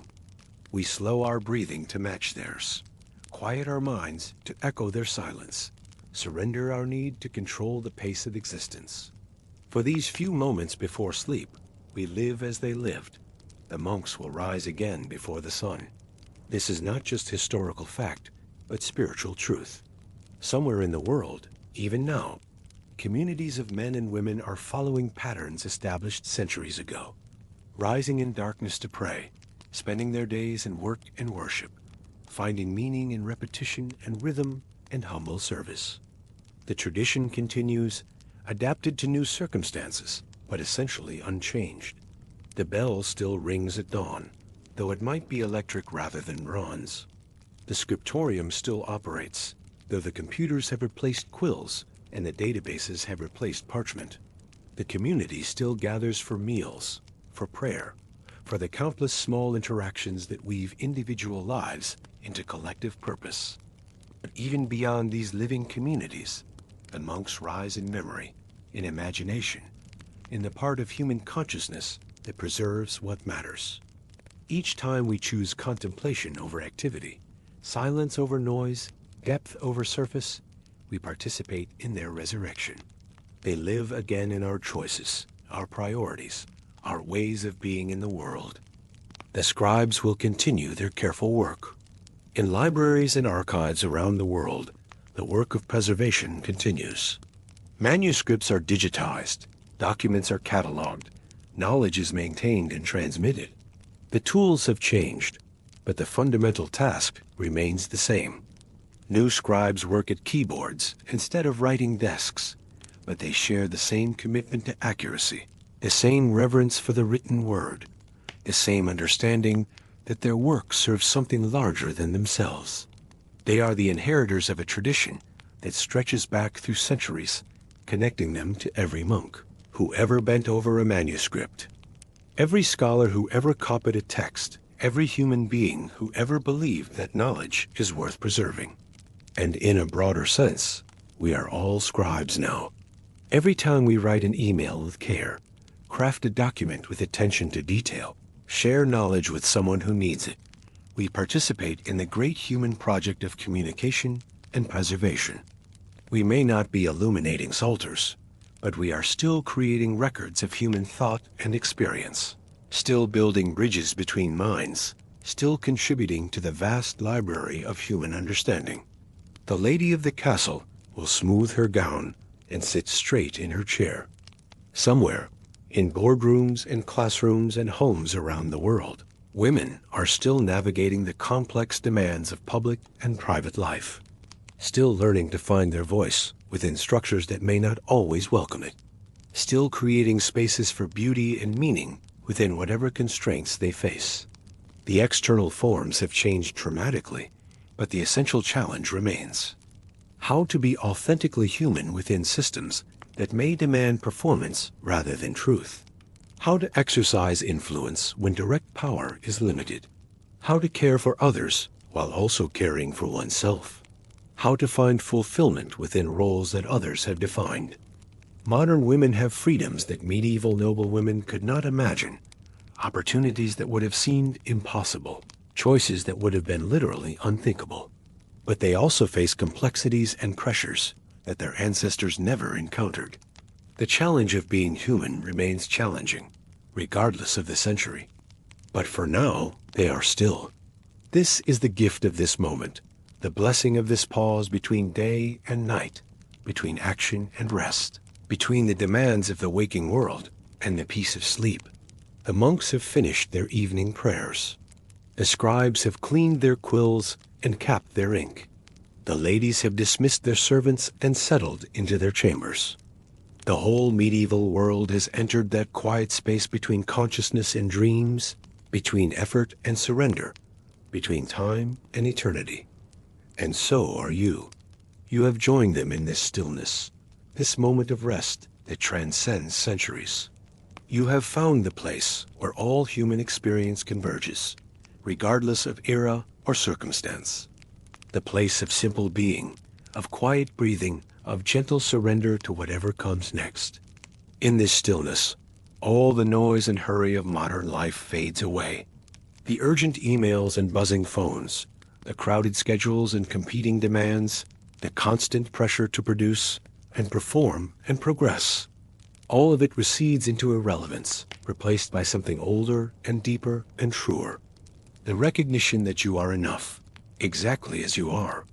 That your worth does not depend on your productivity or your achievements or your ability to meet other people's expectations. That your value lies in your simple existence as a conscious being capable of love and wonder and growth. This is what the monks knew as they knelt in their cells. What the scribes felt as they formed each careful letter. What the women understood as they created beauty within constraint. That meaning comes not from external validation, but from internal alignment. Not from what others think of us, but from what we know to be true about ourselves. Good night. The words carry the weight of blessing, the gentleness of benediction, the peace of completion. This exploration of the past is ending, but what it has awakened in us continues. The connection to those ancient lives, the understanding of what it means to live with purpose and patience, the recognition of our place in the great human story. Sleep well, knowing that you are part of something larger and older and more beautiful than you can fully comprehend. That your life, however ordinary it may seem, participates in the same grand mystery that occupied medieval monks and scribes and nobles. That your choices matter, your love counts, your presence makes a difference in ways both seen and unseen. Rest in the knowledge that tomorrow you will wake to continue the ancient human work of creating meaning, building relationships, and adding your own small but essential contribution to the ongoing story of what it means to be human. And perhaps in your dreams, you will walk once more through those candlelit halls past those polished stones beyond those painted pages into the endless mystery of what it means to be alive. To be conscious, to be connected across the centuries, to all who have shared this strange and wonderful experience of being human. The bells are silent now. The quills are still. The corridors are empty. But something continues, something that never really stops, something that connects your breathing to theirs, your hope to theirs, your humanity to theirs. Sleep now, Let it carry you forward into whatever comes next. But first, let me tell you about the dreams they had, these people we have been visiting. For they too slept, and in sleeping, they dreamed dreams not so different from your own.